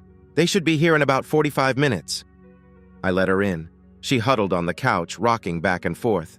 Soon she was crying, then begging. Please, please, please don't send me away. I'll be good, I promise. I didn't mean to leave. I panicked when I got busted for smoking at school. They suspended me for 3 days. It'll kill Amanda. I didn't know what to do. I was surprised. She hated smokers. Were you smoking? No, but I was with them, cutting class. Please don't send me away.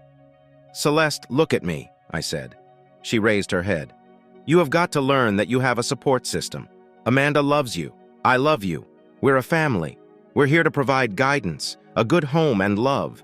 Let us do our job, all right? You should have come to us and told us what you did. We would have punished you, been disappointed, but we wouldn't have stopped loving you. The tears started in earnest when I told her I loved her, and she flew into my arms, sobbing her heart out. Amanda walked in. What's going on? She asked nervously. Our child is growing up, honey. She did something bad, got caught, came home, and told me all about it. I truly believe she understands what she did and is sorry. I'll let her tell you about it.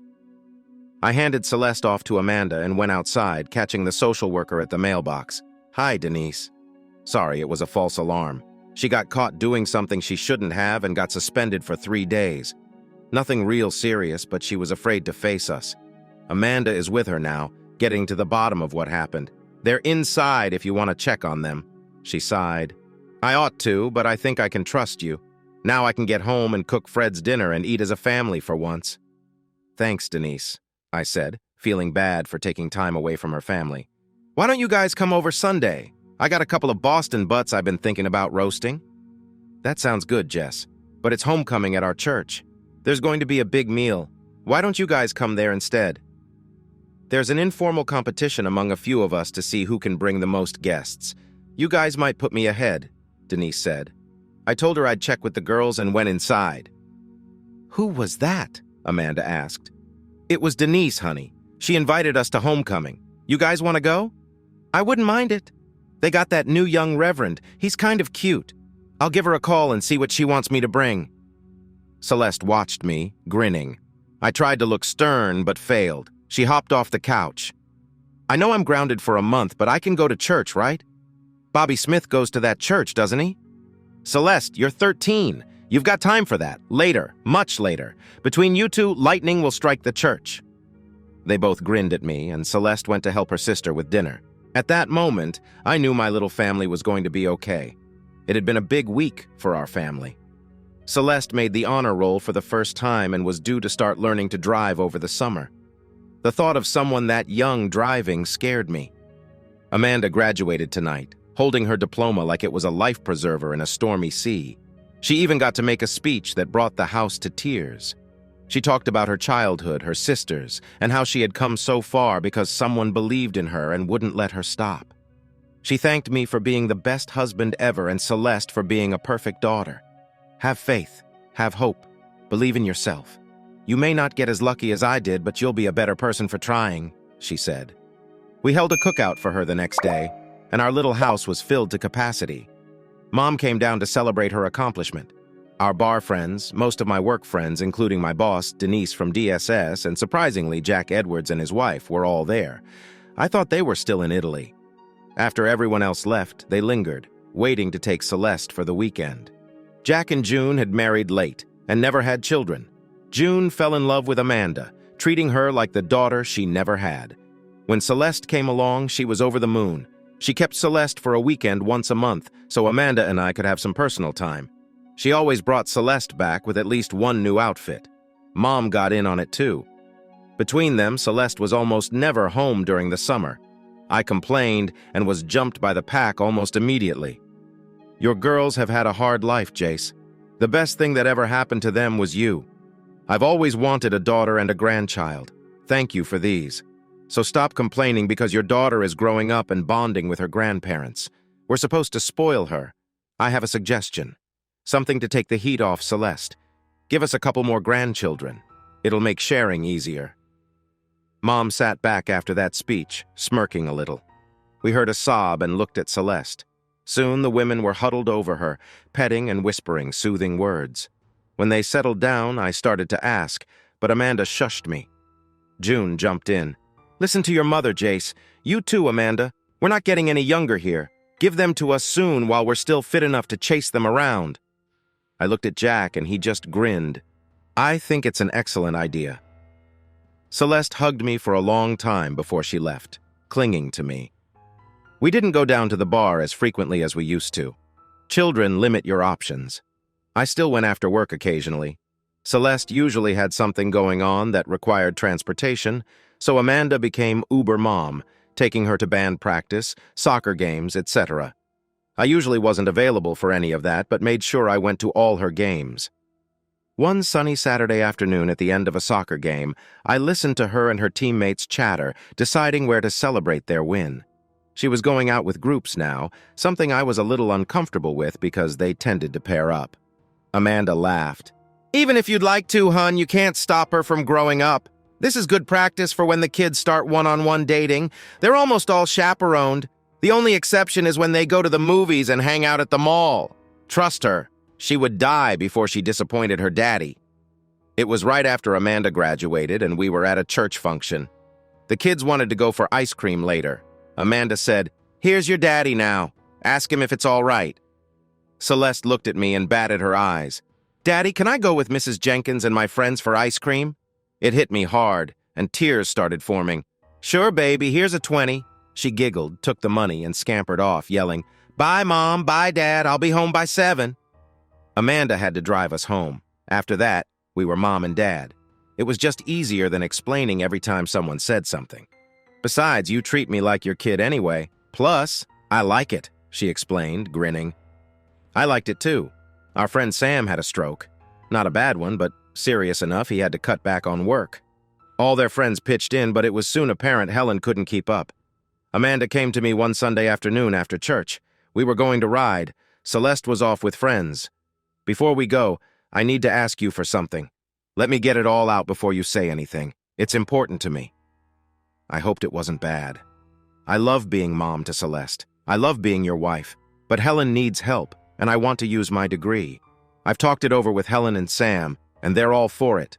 I want to go back to work at the bar. Not as an employee, but as a partner. Helen will run the bar with Sam's help. I'll run the kitchen. Will you think about it? I did. While we were out riding, we stopped at the bar, and I looked at it with fresh eyes. It was in good shape, but could use a bit of sprucing up. Helen came by, and Amanda excused herself to go into the kitchen. "What do you think?" Helen asked. "I think it's a lot to consider. I don't want to lose my wife to a business. You know my past, and I'm a little sensitive about my wife being on a different schedule.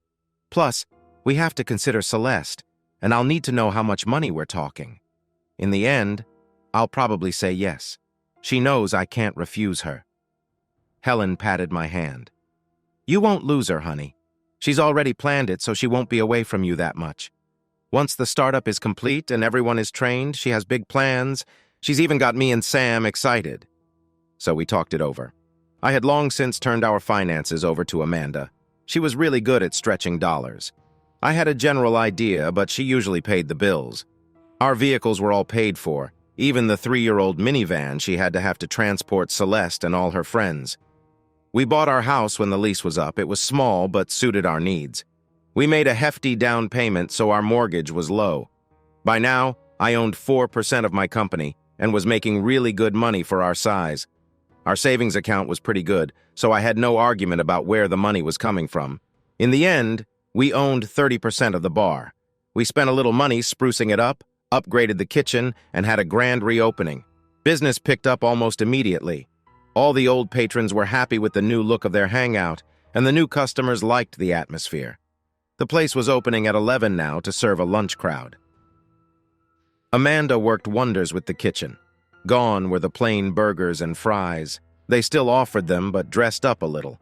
There were new toppings to select from, such as avocado slices, hot peppers, spinach leaves, different flavors of cheese slices, and anything else she could think of to put on a burger. Same with the hot dogs. A favorite was covered with grilled onions and mushrooms, hot mustard, and dill relish. Fries were no longer offered. Instead, you got home fries, sliced almost as thin as chips, hand-cut and soaked overnight in various flavors. She also added soups, all homemade, potato with cheese and bacon bits, tomato with half and half blended in, and a pork-based stew with a lot of herbs that was the most popular. One of her upgrades was a large gas grill, so you could have grilled veggies in season. She insisted on buying from local farmers as much as possible and had a large chalkboard at the kitchen door, telling which farm provided the vegetables or meats for the day. The farmers loved it. The regulars were a little leery at first, but soon you could hear discussions and sometimes arguments over which farm provided the best produce and which fresh herbs and spices complemented which dishes best. It was a riot to see two big bikers almost come to blows over which soup was better, pumpkin or butternut squash. She also added a wine list, all locals, with Jack's getting top billing. It was funny. In our state, you couldn't serve wine in a place that had pool tables, so they had to go. Helen and Sam didn't mind because that was usually where the fight started, and they could add 8 more tables in the space. Helen took the lead and worked a deal with a local brewer to feature their beers on draft. A local food critic, hearing good things, paid us a visit. We didn't even know it until the review came out. The best hidden jewel in the state was the caption, followed by an outstanding review. Sam's Bar and Grill, located on Swan Pond Road just outside the city limits, has been around for 75 years. A local favorite. The addition of minority owner Amanda Gooding and her recent upgrade of the kitchen has pushed it out of the shadows and into the limelight. I'm sure the regulars would have preferred it stayed local, but word is spread and there's no going back. Blue-collar, white-collar, bikers, farmers, college kids, you'll find them all rubbing elbows in an amiable mix. The only time I heard raised voices was when 2 patrons disagreed over which herb should be dominant in the pork stew, rosemary or basil. I sided with the biker because, well, he was bigger, and I've always liked rosemary. It features simple fare, well-seasoned and prepared at a reasonable price. The service is excellent, the atmosphere relaxed, and it almost sparkles. It's so clean. The sanitation rating is 102, just 1 point short of perfection. I complimented Mrs. Gooding, and she promised they would get the top rating in 6 months if she had to work her whole staff to death. Being outside the city limits, all it offers is beer and wine, not liquor. Helen Connors, the manager and principal owner, along with her husband Sam, says they have no intention of getting a liquor license should the limits expand and include them. "It's just so much easier without liquor," she said. The bar portion looks like an old-time saloon, featuring local brews and wines, as well as a full complement of national brands. The staff is well-schooled and can explain the difference between a Pilsner, a lager, or a Bock, a dry white, and a sweet red with ease. It's a little out of the way, but worth the trip. I've been 3 times, gotten 3 different meals, and have been satisfied every time with the quality, quantity, and service. One more thing? I demand you try the banana pudding. It's a weakness of mine, and it's the best I've ever tasted, and I've tasted a lot over the years. Helen and Amanda just looked at each other and grinned. "I didn't know who he was," said Amanda. "I just thought he was a nosy customer with a little knowledge." Celeste and I ate dinner there on nights Amanda worked, and she always scheduled her break so she could dine with us. Celeste wanted to start working at the bar once she was old enough for a work permit, and I had no problem with it. There were a lot of families there now, and most of the serious drinking happened in the bar.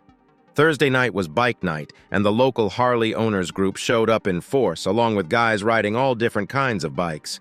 They wanted to hold their meetings there, but we didn't have a private room. Amanda, Sam, and Helen talked about it, hired an architect, and almost tripled the size of the place. Soon, even that space was filled. I now owned 8% of our agency. Celeste turned 16 and started working part-time after school and on weekends, learning how to cook alongside her sister or mom. Her goal was to attend the local culinary school after high school. She wanted the Dart, but there was no way I was giving a 16-year-old a car that fast. We got her a Mustang instead. Not a turbo monster, but a nice little V6. Still pretty fast.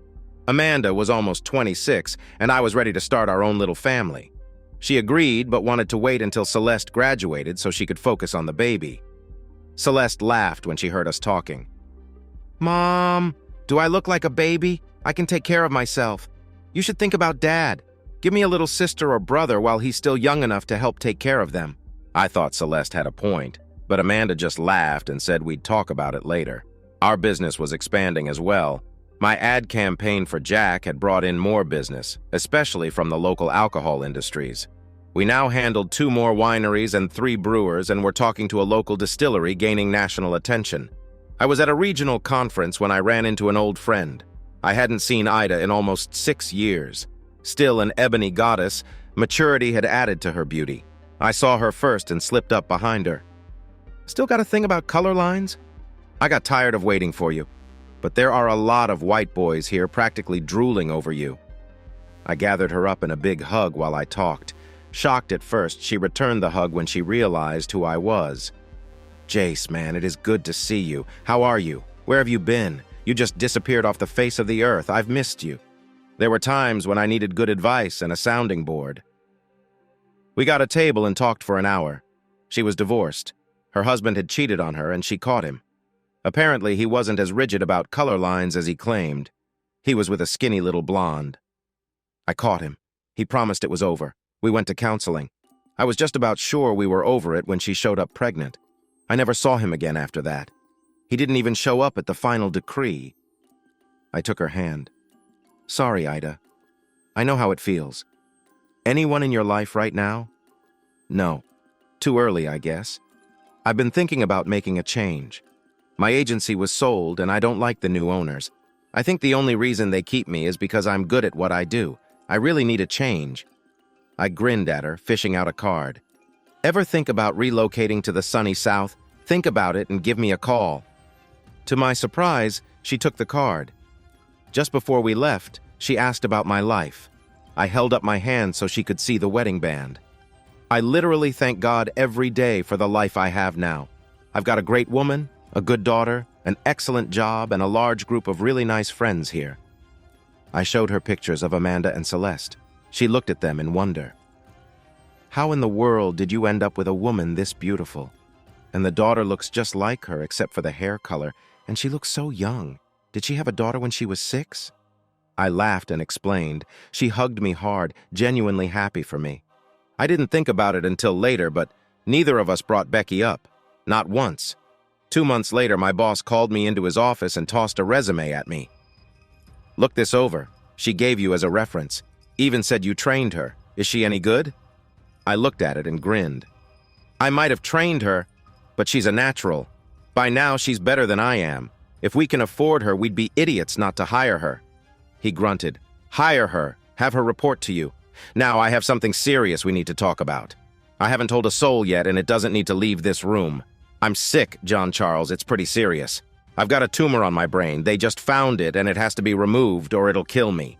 There's a 50/50th chance I won't make it. I talked to Gloria, and she agrees with me that you should run the place until I'm better, if I make it. If I don't, we still need you to take control. Keep the place viable until Gloria can decide what she wants to do." It shook up our little circle of friends pretty badly when he announced it. He and Jack were really close. The day of the surgery, our whole office, even Gail, was there. Many of his friends were there as well. He called every one of us into his room to say goodbye, just in case. Ken, June, Amanda, Celeste, and I took turns holding Gloria when we weren't holding her. We were in the chapel with the rest of his friends, praying for him. He was under for 5 hours. When the doctor came out, everyone held their breath. He's doing fine. So far, I feel pretty good about his chances of recovery. It'll be tomorrow before he's strong enough to allow visitors. We shouted, We cried, and we thanked the doctors and God. Ida fit right in and soon became my right-hand woman. Amanda and Celeste loved her, and she was soon a part of our group of friends. Pretty soon, the matchmaking started. Married women have this thing about a single woman being in their circle. She initially resisted their matchmaking efforts, saying she wasn't ready yet. She spent a lot of time at the bar, and soon everyone knew she was our friend, which made her their friend too.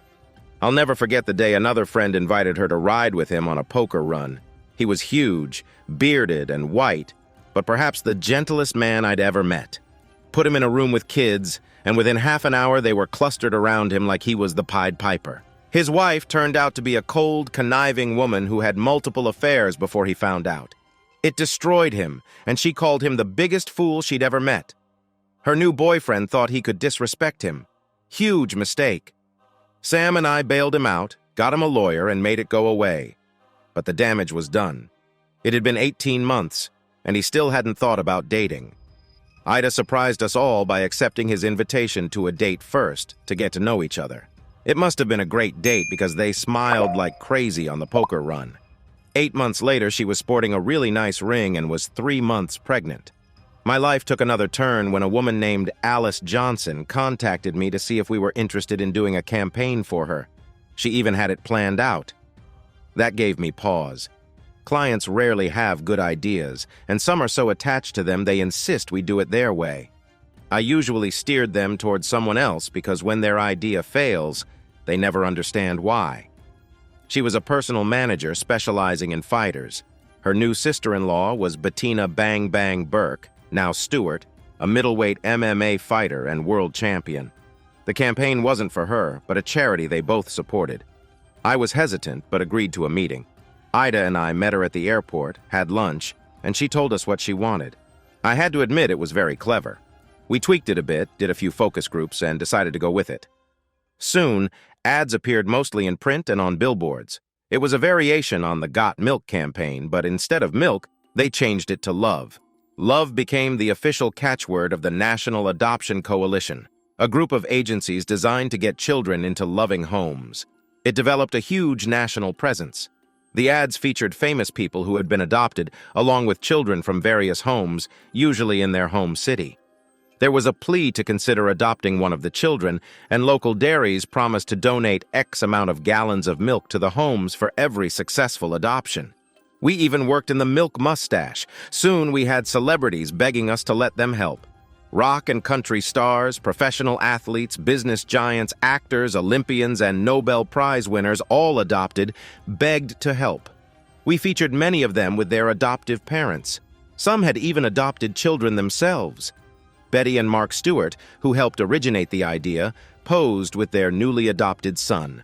It was an instant favorite. It led to my company, High Country Advertising, winning a national award.